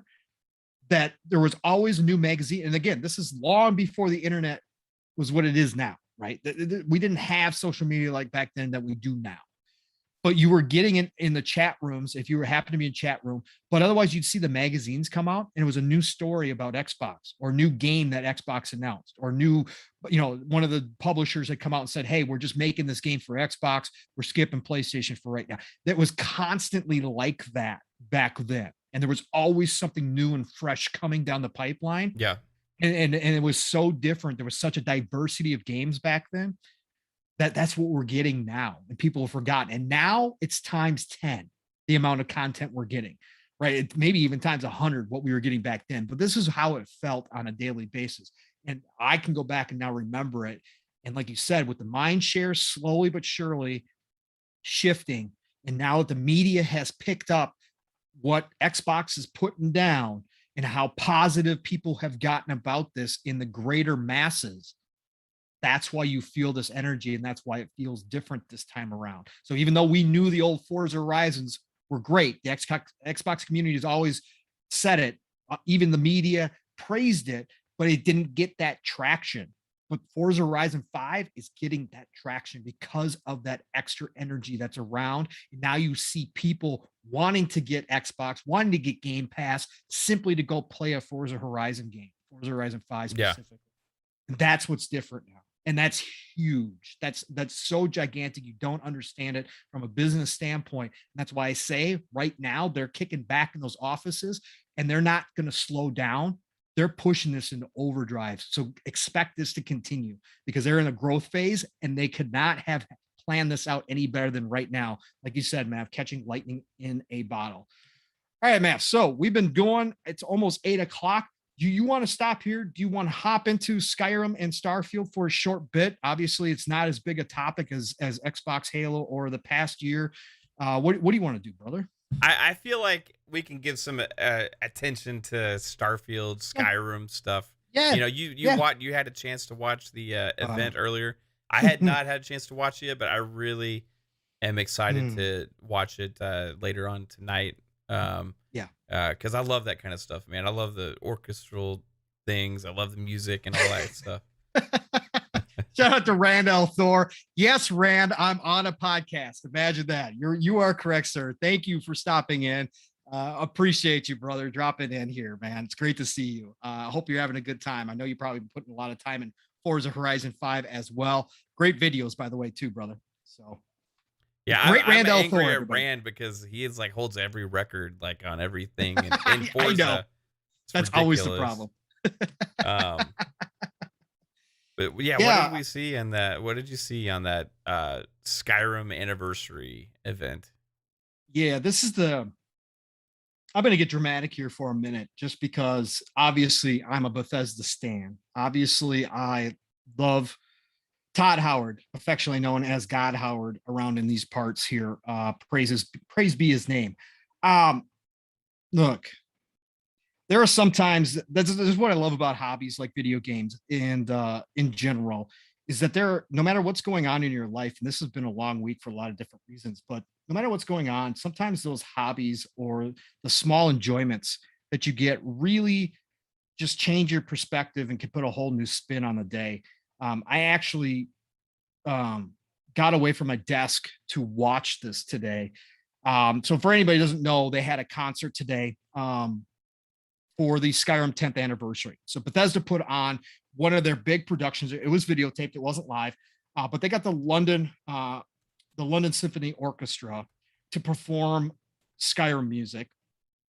And they got a bunch of people to tell their stories as to how Skyrim specifically had positively affected their lives, right? Now, some people were kind of upset because they were talking while the music was going on, but it just added to the moment for me personally, listening to these people's stories, and listening to the Skyrim music. And Skyrim, again, is one of the greatest. There's a reason why. We can have debates all day long. If you don't like Skyrim, I totally understand. I never tell anybody they should like something for any reason whatsoever. Games are games. You like what you like. Play what you love what you play is what I always say. But Skyrim arguably is one of the greatest games of all time ever created by a lot of people in a lot of people's minds. Okay. That's why it's been here for 10 years. That's why it's still here today. So having these people's stories and how it changed their lives, whether in a small way or whether in a very large way. There was one gentleman on there who had a drug addiction who said that Skyrim actually saved his life because it kept him in treatment while he was going through that. It's sometimes hard for us to put ourselves in that position, but I could see where he's coming from, right? It gave him something to do, and it captured him in such a way that he could focus on getting himself clean and getting himself better and not think about, his addiction all the time. So stuff like that was crazy. So the London Symphony Orchestra just did, obviously, one of the best in the world when it comes to this stuff, but they just did such a incredible job with the music from Skyrim. It was so moving and it was so powerful that I got away from my desk and just watched the whole thing. But this is the type of impact that Skyrim overall has had and why we still see it being made today. And you can make fun of it, meme it. We talk about Grand Theft Auto, never getting Grand Theft Auto 6, all that kind of stuff. Same with Skyrim. We're not going to see Elder Scrolls probably for another 5 years, Elder Scrolls 6, but Skyrim has outlasted itself and has become the staple because of the game it is. And let me tell you, going back this past month and playing it, and I've already touched on that, has been an eye-opening experience because I was away from it for so long. But to go back again to a game that, yes, it's 10 years old. No, it's not the most impressive game in the world. The updates that they've done have been fantastic and really brought it up to date, but it's still a 10-year-old game. But the magic is still there. And there are games like that, but they're very few and far between, for me at least, that can go back and still recapture it almost to the exact same way that it did the first time you ever turned it on. But Skyrim is one of those. I've been locked and loaded in this game. So this anniversary, the music was absolutely incredible. And really a powerful showcase. And by the way, they're putting it out. They're putting the music out. You can go watch just the orchestra, the music without everybody talking on it. They've done that. They put it on YouTube, and they've got the full version on YouTube, obviously. But they're going to put the music on Spotify and all streaming services as well. So yeah. But another part of this was at the end, of course, Todd Howard came on, said thank you to everybody, talked about, Skyrim, whatever else, the anniversary. And then he said, for everybody that showed up today, we got a little surprise for you. So go check this out. So then they went back to the London Symphony Orchestra and they actually played about, I want to say 4.5, 5 minutes of music from Starfield. And wow. Blown away. Okay. You guys got to watch it for yourself, guys and gals. Watch it for yourself. I know Phasma was in there. She was watching it too. And actually had the same feelings I did. But go back and watch this for yourself and listen to it. It is, if you want to know people who are at the peak of their craft and what that looks like and how long Todd Howard and his team have been doing this for, they know exactly how to present a game, not only visually, but through the music. And Todd had talked about this in one of the interviews that he did as well. He did an AMA on Reddit, and he also had his interview with IGN and Ryan McCaffrey. And I think it was Ryan's interview that he actually talked about how the music was they actually start the creation process with the music, right? So everybody's got their own way of doing things, but they start the creation process with the music first, because the music sets the atmosphere for the entire game. And if you don't understand what that means, if you haven't played a lot of Skyrim, or you haven't played a lot of Bethesda games, go listen to this portion of this, okay? Because we haven't seen anything from Starfield. This is why I'm saying this. We haven't gotten any visuals, so we have nothing other than some artwork. Yeah, which I have going on the stream right now. The concept art. On the stream. Yeah, the concept art, which they showed off during it, but we have no representation, right? So we don't know what this game is going to be. We know it's Skyrim in space. Great, fantastic. We can kind of visualize that, but we still don't have any frame of reference because we haven't seen it. Go listen to this music and tell me what comes to your mind. You can close your eyes during this piece and you will get so many different visions and different ideas in your head about where it's going.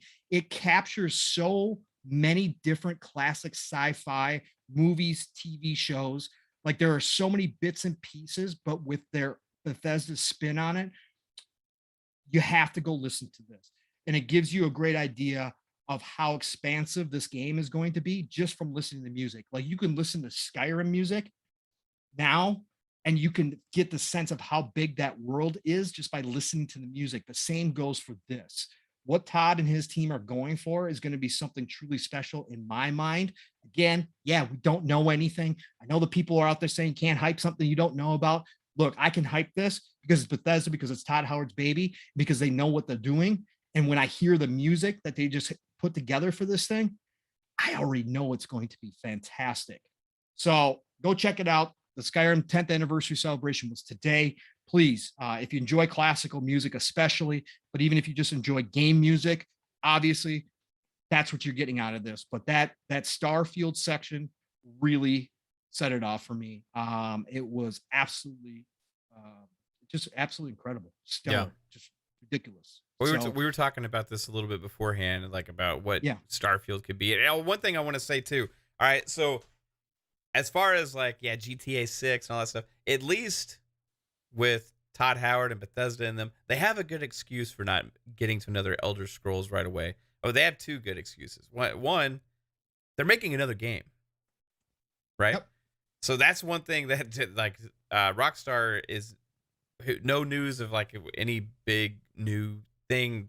Instead, they did make Red Dead Redemption 2. Still no new news of anything, but we already know that this is coming, right?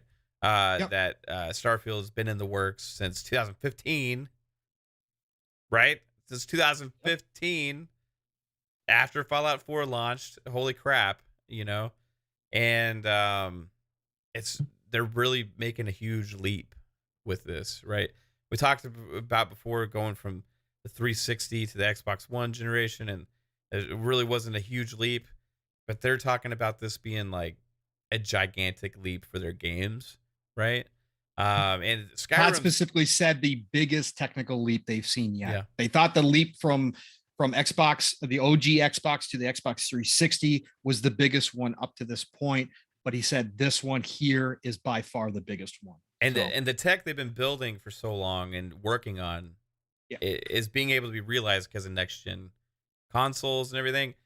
And they're going to utilize a lot of the stuff that they're building with this game, Starfield, on Elder Scrolls 6, right? So it's going to be fascinating to see what does this look like in game. What are you going to be doing? Like he says Skyrim in space, right? Skyrim has stood the test of time because it's such a fantastic game, right? As you're saying, you know, it's Anniversary Edition. All these things keep coming because it's so loved. You launch that game now. It looks better than it ever did, right? Holds up. Fantastic. You get lost in it still. Starfield, Skyrim in space with more dialogue and more characters, better AI, with all this stuff. And he just didn't say Skyrim in space, Mav, this time with Ryan McCaffrey, right? He said all the best parts of Skyrim. Right. Yep, that's what he said. So he said you can say Skyrim in space, but he goes, it's really just all the best parts of Skyrim. So that's big, because we all know what the best parts are in Skyrim, right? The exploration, the NPCs, the storylines, all the lore behind it. the feeling of being able to be anything in that world that you want to be. Yeah. And Todd's been talking about how now with the technological leap, it allows them to do even more of that because there are limitations. Because when asked about what some of the things that they he thought they could maybe do better in a Skyrim, he just talked about some of the illusion that was there, right? There were some parts that are still just an illusion, but he wants to get rid of that, and they're going to go deeper into the AI. They're going to go deeper into the decision making, all that kind of stuff. So they're really going for it here. This is going to be the one. I just can't wait. People have short memories again, like it's going to be interesting to see how this hits. I can't wait. Starfield is definitely my most anticipated game of 2022 that we know about right now. And one of my most anticipated games of the decade, and yes, we don't know a lot yet, but I know enough, right? And I like the fact that I don't know a lot yet, right? Because I feel like a game like this is best played diving in without knowing everything, just embracing the mystery of it. Like Skyrim, some of the best stuff that in Skyrim is the random shit that happens that makes it seem like a living, breathing world. Best. Like you just walk down the street and somebody approaches you and it gives you a letter. Yeah. And it's like, oh, somebody wants to kill me? Great. This is new news. Thank you for sharing this. Hey, you want to go be a vampire? Go to this place. Hey, this person's just stole something. Go hunt them down, please. Just random stuff. Randomly having a dragon start attacking a bunch of giants out of the blue. Yeah. A mammoth, right? Just the randomness that comes with that world makes it, like you said, Mav, feel more real. Yeah. And that's the best part because Todd knows that that's one of the keys. And I was so happy when he said all the best parts of Skyrim are going to be in Starfield. Yeah. It's just going to be on a universal level versus just a one landmass level, right? You just gotta think about what that's gonna be like going from planet to planet. Yeah, like that's my thing. Is like, okay, is each world gonna feel like as fleshed out as something like Tamriel? Yeah, you know what that's I mean? what I can't wait to see is how they set it up. Because obviously, I know like we're not gonna be able to travel. Like it's not gonna be one of those games where you've got 1 million planets to go visit. Like if I get 2 complete planets out of this, maybe 3 complete planets out of this, I'll be a happy camper, right? Because I know just from the details and from how they create those worlds, there's no way, right? There's no way they can do that yet. So, but just if they give us a couple of places to go that are as fleshed out as Skyrim or Oblivion or Fallout 3 or Fallout 4, if they give us any couple of places to go that are that fleshed out with all these different factions, and he said that's going to be in there as well. The factions are very important. I think we are for something special. I really truly do. So yeah, for sure. Golden Age, baby. It is the golden age, brother. It really, truly is. So yeah, go check out Todd Howard if you guys are interested. Again, he did an AMA Reddit question and answer session, which had some interesting topics in it. He did talk about the character creation. Again, this isn't a big deal for me as somebody who 95% of the time or 90% of the time creates a female character.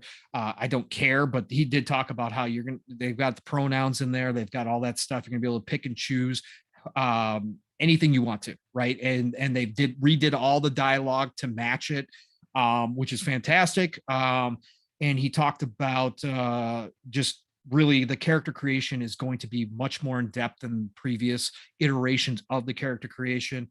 Let's see, what other nuggets did he give out during Ryan's interview? What's he say, Mav? He talked about, there was something else and I can't remember. Anyways, can't remember what else he did say something else about Starfield, but a lot of the stuff felt like a lot of the same things he had talked about in the previous interview for the most part. Yeah. I thought there was better questions to be asked than what were asked of him, but at the end of the day, it's still entertaining because Todd is Todd, and he definitely he's definitely a man who has been in this industry for a very long time and knows his place within the industry and what he's created. He's very confident within. One thing of note was his role with that game compared to the other games. Thank you. Right? Yeah, go ahead, touch on that, Mav. As far as like his day-to-day activities and how he because a lot of people are confused by this, right? A lot of people have been confused with the Indiana Jones title, with the Fallout 76 titling. How involved was he? How involved is he going to be? So go ahead, Mav. Yeah, so as far as like Todd Howard, like he used to pretty much just run the one studio, right? And then over time he's become kind of like head of all the Bethesda studios, right? Which they've kept growing, and like he has this Todd Howard empire underneath him with his like we can orchestrate all these things and make happen. So his name gets attached to things like Fallout 76 or like Elder Scrolls Online or other projects where he's not the day-to-day creative director, right? And for example, like on Indiana Jones and stuff like that, he's more of a he's going to be he checks in like once every week, once every other week, sometimes some games once a month.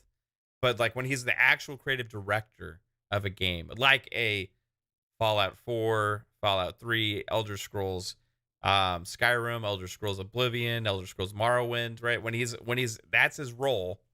He's day to day, right? He's overseeing every aspect of the game, right?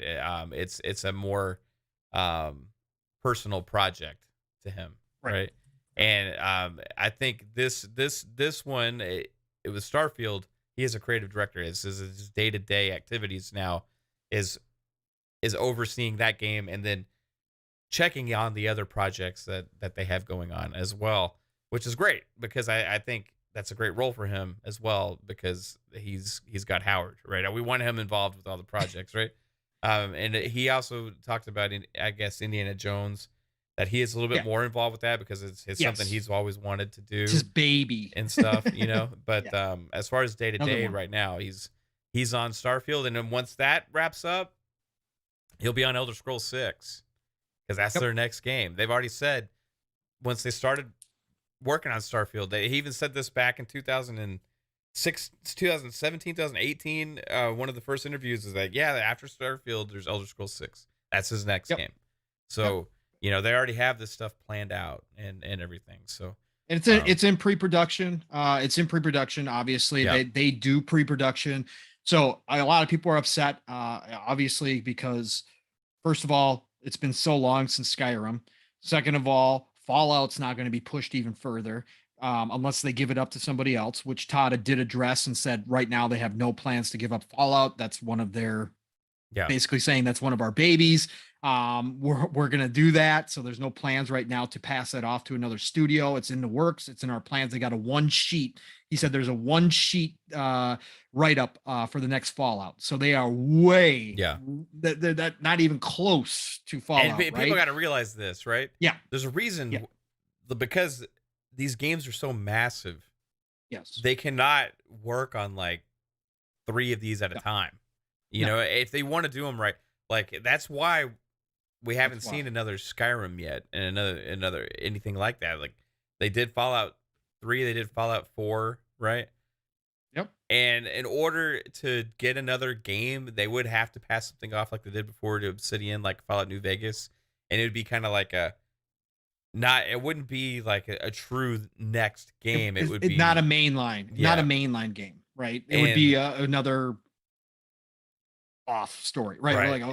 Like a secondary game. That's a possibility they could end up doing that at some point, but like I feel like with the Elder Scrolls Online and Fallout 76, it's less of a necessity now, right? Yes. Because you have franchises going still. You don't need to keep them alive by putting out other games. Like you got content keep coming out in the Fallout world and in the Elder Scrolls world. So now your main focus is those main games. So, but guess what? You're only going to get one of these mainline games every 4 years if you're lucky, right? 5 to 6, more likely. But what I'm hoping for Elder Scrolls 6 is because they spent more time working on the tech, right, for this. Yes. Since that's one of the reasons maybe it's taken so long. Plus, you also had, a year at least of a pushback probably from COVID as well. Correct. Right. Correct. So you do the math, you look about maybe 5 years in right now. Plus maybe it would already have been extended because of the jump in technology and stuff with the engine and all the extra work that goes involved. So maybe once Starfield is done, that engine is ready to go more for Elder Scrolls, and all that pre-production work they can just kind of roll head first into implementing everything. Oh, absolutely. So Yeah.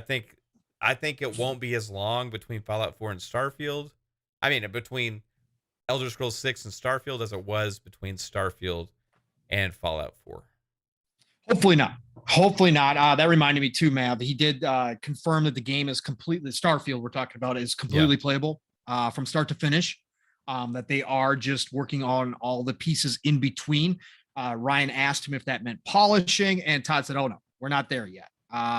Also, it was brought up. So, Ryan said, "Well, you guys gave us a release date of 11/11/22. I would say it's in pencil." And then Todd instantly said, or he goes, "I would say it was in pencil, not necessarily ink." And Todd goes, "No, I think it's pretty much ink. We put it in a trailer." He goes, "I think that pretty much says it all." And then so Ryan kind of asked him a follow-up question about kind of the confidence in that date. And Todd goes, "When we put a date out there, that means internally, we're confident that that's our date, right? That's our date." Now he said there's a lot, he said there's a lot that can happen. So we got a lot of work to do, but we put the date out there for a reason, right? And he goes, "Plus it looks really cool." So I think we can all lock that in, barring another worldwide issue again. I think we can lock that in. Todd talked about how his entire studio had learned a lot through this, how to work, remotely and all that kind of stuff. That has been a challenge. However, they've gotten better at it, and they're comfortable with it now. And so I think that's a big thing. Like you were just talking about, Mav, as far as Elder Scrolls and next Fallout goes, they're going to learn. They're learning all this new, the new engine, the upgraded engine through making Starfield. So I think you're spot on. I've said that on other shows as well. I think that's going to translate into a faster turnaround time for Elder Scrolls 6. However, I still see it as 2025 at the earliest. I'm thinking 2026, but we could see it holiday 2025. And then you can expect Fallout after that point, probably 2028, 2029 at the end of this generation. So for everybody waiting for new ones of those, I know it's frustrating, but again, this is why these games are so good. This is why Todd Howard and his A team are considered some of the best developers in the world. Yes, again, we can have discussions about Bethesda. We can have discussions about what Todd said in the past. We can have all those discussions. If you don't like his games, I totally understand. No big deal. Again, there's not every game has to be for everybody, but there is a reason why, from the standpoint of overall, the vast majority of people would say that the Bethesda games are up there with some of the best games ever created. And that's the reason why, because Todd is very hands-on. Him and his team have worked together for an extremely long time, and they're take the process seriously, and they're not going to cut corners along the way. So they're just going to make their game. It's going to come out when it comes out. We're going to see it next summer. He confirmed, and it'll be buggy. Show it off. Chances are it's going to be buggy. Chances are. Chances are. Okay and again, for me, it's the charm. Again, there's, to this day, 10 years later, after all the modding and everything else, there's still bugs in Skyrim that are from day one, that are still from day one that it was launched. And yet it's overall, because the magic is so strong in those games, it's charming. More so than annoying. Like, so these games like that, man, like one thing I always say is like, or I always think to myself anyway, when they come out, a lot of people are like, "Hey, I don't want any more bugs in games, period," and all this stuff. And I'm thinking, but at what cost? Like the ambition that these people have to make these games as massive as a game like Skyrim or a game like Starfield. Cyberpunk is a good example, actually. Like Cyberpunk was a little bit more bugs than people would like to tolerate, right? But but when you have this kind of crazy ambition and you're going for all of these things, it's not realistic to be able to make a game like that and have it flawless, right? No. Unless you spend 10 years on it and polish it for like could you imagine the polishing phase on a game like that with how much there is to probably cover bugs and stuff? So like, yeah, the engines probably like are part of the problem and all these different things, but like, man, I never want them to stop striving for more for the sake of making it safe, right?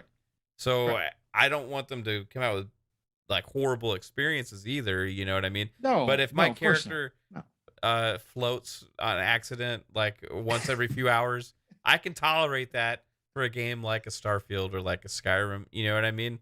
Yeah. Because otherwise, guess what? You may never get those games because they gotta release at some point. You know, Right. like you could polish them for years and years, but at some point you have to sell it because there's an investment being made into the years of development. So, Correct. And the other great, the side effect of that, which is actually a net positive overall for the community, especially with I will say this uniquely with Bethesda, is that they embrace the modding community so much that there are professional modders who make money off of fixing that game. And there are actually modders that have been hired directly into Bethesda because of what they've done with the game, whether it's create new storylines, whether in showing off their writing ability, or whether it's fixing bugs that Bethesda doesn't fix and making the game better. Like that's the offshoot of that, right? So, and again, it's unique. It's more unique to Bethesda because of how they embrace that modding community. And Todd confirmed again, all these things are just popping on my head as I talk about this, but Todd confirmed again that they will continue to embrace the modding community in all future games as well. That's their big part of who they are. And he also off topic a little bit, he did confirm, because Ryan was asking him about going to a more multiplayer centric game, and Todd said that's not who we are. We're a single player experience group. That's what we focus on. He goes, there are things that we can do socially, with games that use online a little bit. He goes, but at the end of the day, we're going to continue to focus on the single player experience and becoming that character and creating that character in that world. We're not looking to do the multiplayer stuff. So anybody was scared that because of Fallout 76, because of ESO, that they were suddenly going to do all multiplayer stuff, Todd reassured that him and his A team especially are not looking to do that they're going to continue to create these experiences for the single player. So that was huge too. So good stuff. Awesome, man. Awesome, man. Love to hear it. Happy anniversary to all these things. Yeah, absolutely. Absolutely. No, big anniversary week. I mean, God, I think Dead or Alive 3 is anniversary. I mean, there's just so much. It's crazy. But yeah, no, this is definitely a big anniversary week. And going into next week, got a lot to celebrate. We're coming into the holidays. Things are ramping up. The news is just flying. Like I said, there's so much stuff going on right now. Games dropping left and right.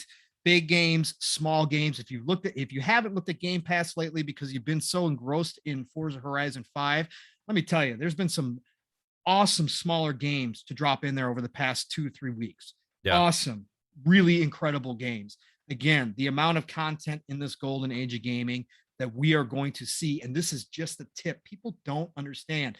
It's so crazy, Mav. Like, we sit here and talk about this stuff all day. We are the hardcore. We read up on this stuff. We listen to this stuff. Miles and Jez just dropped more code names today. We got Grub out here talking about more games coming out, possibly Shadowrun coming back. Mav, this is legit crazy. Insane. Like, we talk about this stuff. We listen to it. We read it. And we try to get the word out, but people still don't realize we are just seeing the tip of the iceberg. It's like we're in a fever dream. This generation, you know what I mean? Oh, it is. It's just like, oh my God, all this stuff keeps happening around me. Ooh, like, is this real? Is this real life? Or like, this is like dream gamer shit. You know? I know. It's insane. It's insane. It really is. It's the world we live in now that all this stuff is possible. I can't wait to see those projects that Jez and Miles, Grubb, Jeff Grubb, and like, man, it's just like insane, dude. Like, cause hey, that Real quick, that the one from what's the studio that made We Happy Few? Compulsion. That one Compulsion, sounds yeah. freaking awesome. Yeah. It sounds freaking amazing, awesome, dude. Like, and then also the thought of the Shadowrun, and then also you got that detective, like, Yeah, the detective game is art. small from what's his face? I That forget his sounds like name. a CRPG yeah. almost from the way they're describing it. Almost, yeah. No non-combat, just basically real detective work. Disco Elysium obviously influenced it. Right. That just came out as well on Xbox. But yeah, no, that sounds fantastic. Again, the diversity too, man. Again, this is going back 360 days. Like last gen, kind of felt like we got the same games kind of over and over and over again. This gen, it's busting out because of all these indie developers, all these smaller developers, all these double A teams creating so many different experiences for us. And now we got the heavy hitters doing all these passion projects, right? So you got these big studios now that are fully funded underneath the umbrella of say, like an Xbox, and they get to go out here and make these little games like a Grounded just because they want to, and they get greenlit now. This is the power of where we're at in this industry right now, man. Like you said, it is just absolutely insane to sit back and think about it. Just got done spending like 100 hours back into an old game in Skyrim to jump into a bunch of smaller games that drop in the Game Pass, then to get Forza Horizon 5 that drops that I went through in 4 or 5 days. I put like 50 hours into something like that.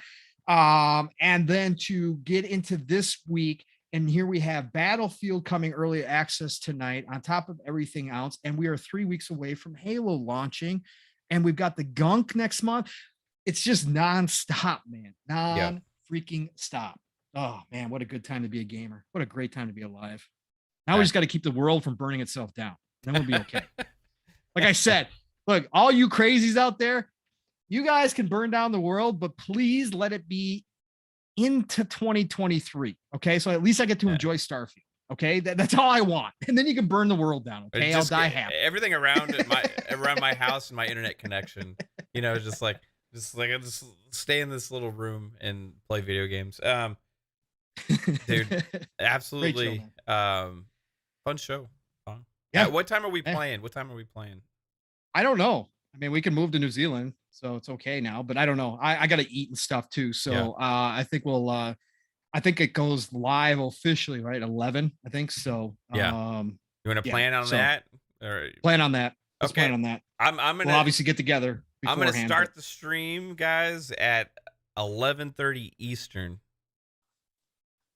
That'll give us a 30-minute hype head start, and we'll go have some fun and play Battlefield at 11 our time is what it'll be, but it'll be 11:30. It'll be 12 Eastern. Yeah, is when we'll start playing. I'll meet you at 11:30 Eastern. Stream will be live at 11:30 Eastern. Battlefield 2042. That's what's gonna happen. And thanks, Jasper. You're right. OFK Game of the Year is next year as well. I keep forgetting about that. So, but Volcano OFK, High, man. Volcano High. Yeah, it's gonna be a battle next year. Starfield has no chance. So it's between those two. Think about Game of the Year next year, Mav. Think about that. If Elden Ring hits, Horizon Forbidden West comes out and does well, which it should. Again, second game in, I can guarantee you it's going to be a hit. It's going to be great. Everything I've seen, it looks fantastic. Then you've got Starfield. Then you could have Breath of the Wild 2 next year. Game of the Year next year is going to be an all-out brawl for who wins. It's going to be crazy if all those games hit. All right, so Redfall, Starfield. Yep. What's coming on? God of War, Horizon Forbidden God of War. West. Let's say God of War hits too for Horizon Forbidden West. Correct. Forspoken is supposed to be next year as well. Turismo. Yep. Gran Turismo is going to be there. Yep. That's not going to be up for Game of the Year. Is Zelda Breath of the Wild 2? That's what I just said. Breath of the Wild 2. Yep. I wasn't listening to you, so it doesn't. I know you weren't. This is what I was talking about. The Game of the Year next year is going to be created. Elden Ring. Yeah. In February. Elden Ring is going to be absolutely insane. Forza Motorsport maybe next year. I believe it will be. Yep. Is there one of these other RPGs that could hit next year? You think from Xbox? That was Starfield. Yeah. That's what I'm kind of Like thinking. I said, all those one a other ones year. are 2023 or at least. Yeah, Rick Payne, Stalker 2. You're right. Stalker 2 could blow 2. up. If it plays as well as it looks, again, it's a game for me, but if it plays as well as it looks, that could be a huge hit. Could be a huge hit. But Volcano High is going to take it. Volcano High is going to take it all. You're calling it. I say OFK. You got Volcano High, so we'll have to find a bet for that. I don't know, man. I don't want to take your money, dude. You know, this got Volcano High is going to get it. We need a then 2020. We're going to have to start talking about 2023 soon too.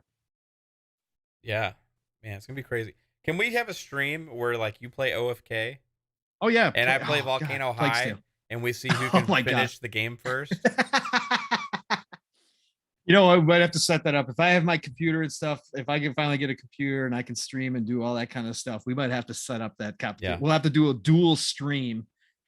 You play Volcano High, I play OFK. We could do it with like the exclusive Pong face as well. When you know, oh god, God. You like it. You're in your mode, and you know. I don't think I'll have that mode with either one of those games. You don't think so? That's for serious moments. I don't think either one of those games. We are OFK. Moments. It seems extremely serious, sir. It is so serious. So. The subject matter in that game is going to be so serious. I can smell it. Oh. No, it's not serious. No, okay. Nope, it's not going to happen. But we might have to do that. That'd be fun as hell. Yeah, it'd be funny as hell too. Although people might get upset. I might start talking stuff during the game if the writing continues to be the way it was in that trailer. I might have some things to say. People are gonna like them. It's awful. Yeah. Anyways, great show, Mav. Hey, look, it's been a busy week for both of us. We both got in here late, and we still pulled off just an absolutely incredible 2.5 hours. Sorry for everybody who wanted 4 hours. We're still getting our feet wet here, so we will try to improve on that. Down the road and get to that 4-hour mark. But you know what? We do have some Battlefield to play tonight. So if you guys are hopping on Battlefield, we'll see you all out there. Obviously, like Mav said, he's going to start up his stream. So make sure you drop on by and say hi. But you know what? Thank you all for being here. So Mav, brother, thank you for all that you do in the background. Again, thank you to Kaitlin for all the work she does in the background as well. Thank you, as always, for giving me the captain's chair and allowing me to have this experience of leading a show. I appreciate you, man, so much. Look forward to Thursday night. So tell us, Mav, brother, where can we find you? What you got coming up this weekend? It's a full slate. The empire is being built brick by brick over here. What do you got going on, man? Man, just trying to keep up with all of this. You know, there's a lot going on with Xbox, especially this week. It's crazy. I can't keep up with the news right now. It's actually insane. We're gonna have a fantastic show tomorrow night on Xbox Ultimate. I can tell you right now, with everything that was happening this week, with all the rumors out there, with all the leaks, with all the stuff going on, with the anniversary show coming around the corner. Hey, Xbox Ultimate's gonna be a fun place to be tomorrow night. So tune in to that tomorrow night at 9 p.m. Eastern. We got a great fun guy in the community. Absolutely love him. His name's Game Pass Dad. He's gonna be hanging out with us tomorrow night as well, with the Magnificent Seven. So that's awesome. I didn't know he was coming back on. Yeah, Sweet. Bro. It'll be fun. Sweet. As well he's a stand-up comedian. He is. He's a stand-up comedian. He's a gamer. He's a sweaty at Halo. I mean, it's awesome guy too. Just a great guy in the community.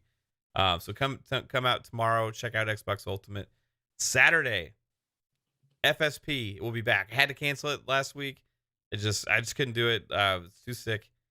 So my voice was like completely gone on Saturday last week. But we're back in action. We're gonna have a great time with Key and Fuzzy talking. Maybe we'll dig up some Nintendo news to talk about. I don't know, man. Needs to be There's none out there. Stuff. There's nothing going on. You know, maybe the Game Awards predictions. We'll think of something. We got to have something to talk about on FSP. And then we got tidbits on Mondays, looking at the week ahead in gaming. All the game releases coming out. Wednesdays is fun pop. We were able to do Wednesday last night. It was a lot of fun with Psycho and Jasper. So that's just tune in. We're always doing shows, always having fun on Fun Speculation. Appreciate all the community members out there, everybody in the chat. It's freaking awesome. And tonight, streaming again. Pong, hey, yes, sir. Tell everybody about your other half, Steel Rain, and the living split screen and all the other awesome stuff like Shop Podcasts and all those things that you do. Well, thank you. Look, everybody, you know the drill by now. Friday night, Xbox Ultimate, like Mav said. Saturday mornings, you got to set those alarms now. Otherwise, you forget, and then you don't wake up in time. Like I said, I don't care if you roll back over and go back to sleep to our beautiful voices, but Steel Rain and I are going to be on Saturday morning. So you got to come by Living Split Screen and check us out. Got a great community that's we're building over there. Again, everything is live, raw, and uncut, like Steel likes to say. But him and I do kick back for 3 hours plus. It just happens every show. I'm waiting for the week where we don't have anything to talk about and we end the show at 2 hours. It just doesn't happen. So him and I will probably go for another 3 hours this week. Turn us on, have us on while you're doing your chores or while you're sleeping. It doesn't matter, but set those alarms. 10 a.m. Eastern, 9 o'clock Central Time, 3 p.m. UK time. You know we're going to have a lot to talk about. You heard some of it here with me and Mav. We're going to expand upon it on Living Split Screen. Obviously, get Steel's thoughts on a lot of it, plus a lot of other stuff that we're probably going to get into. We will have our thoughts on Battlefield Saturday morning for you all. So be there. And then obviously Saturday night, the Shop Podcast with PTK Blam, Centurion, Fuzzy Belvedere. Look, drop on in. PTK is great. We have a great show. He always has good guests on. Even when we don't have good guests, we have a great talk. So just drop in, check it out. It's a shorter show, I should say, but it ends your Saturday night the right way. So if you're playing games, just have us on in the background. PTK is fantastic. Been doing it for 5+ years and deserves a bigger audience. Next Tuesday, Double Barrel Gaming, Mr. Boomstick, of course, Zemi Games, 3-bit when he's available. The man's got a big giant fan club. He's got a lot of tour dates going on right now. So he's traveling around the country, signing autographs, taking pictures, doing all that kind of fun stuff. But when he's available, he'll be there. Mav is now a part of the show full time.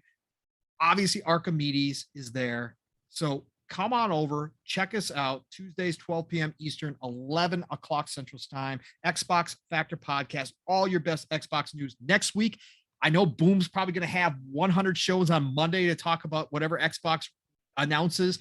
But guess what? We're going to rehash it on Tuesday, guaranteed. So it's going to be a fun show. That is for sure. And then otherwise, be back here next Thursday for PM in the PM. You know what? Love you all. You guys are all fantastic. It is the golden age of gaming. Play what you love what you play. Get out here and enjoy this content. Make sure you tell those ones closest to you that you love them as well, because life is short, but while we're here, we get to enjoy it. We get to enjoy it how we want to. And part of that is gaming. So do that, right? Love you all, and we will talk to you all real soon. Thank you for dropping by. PM in the PM. For my brother, Mav, we will talk to you all real soon. Later. Bye, everybody.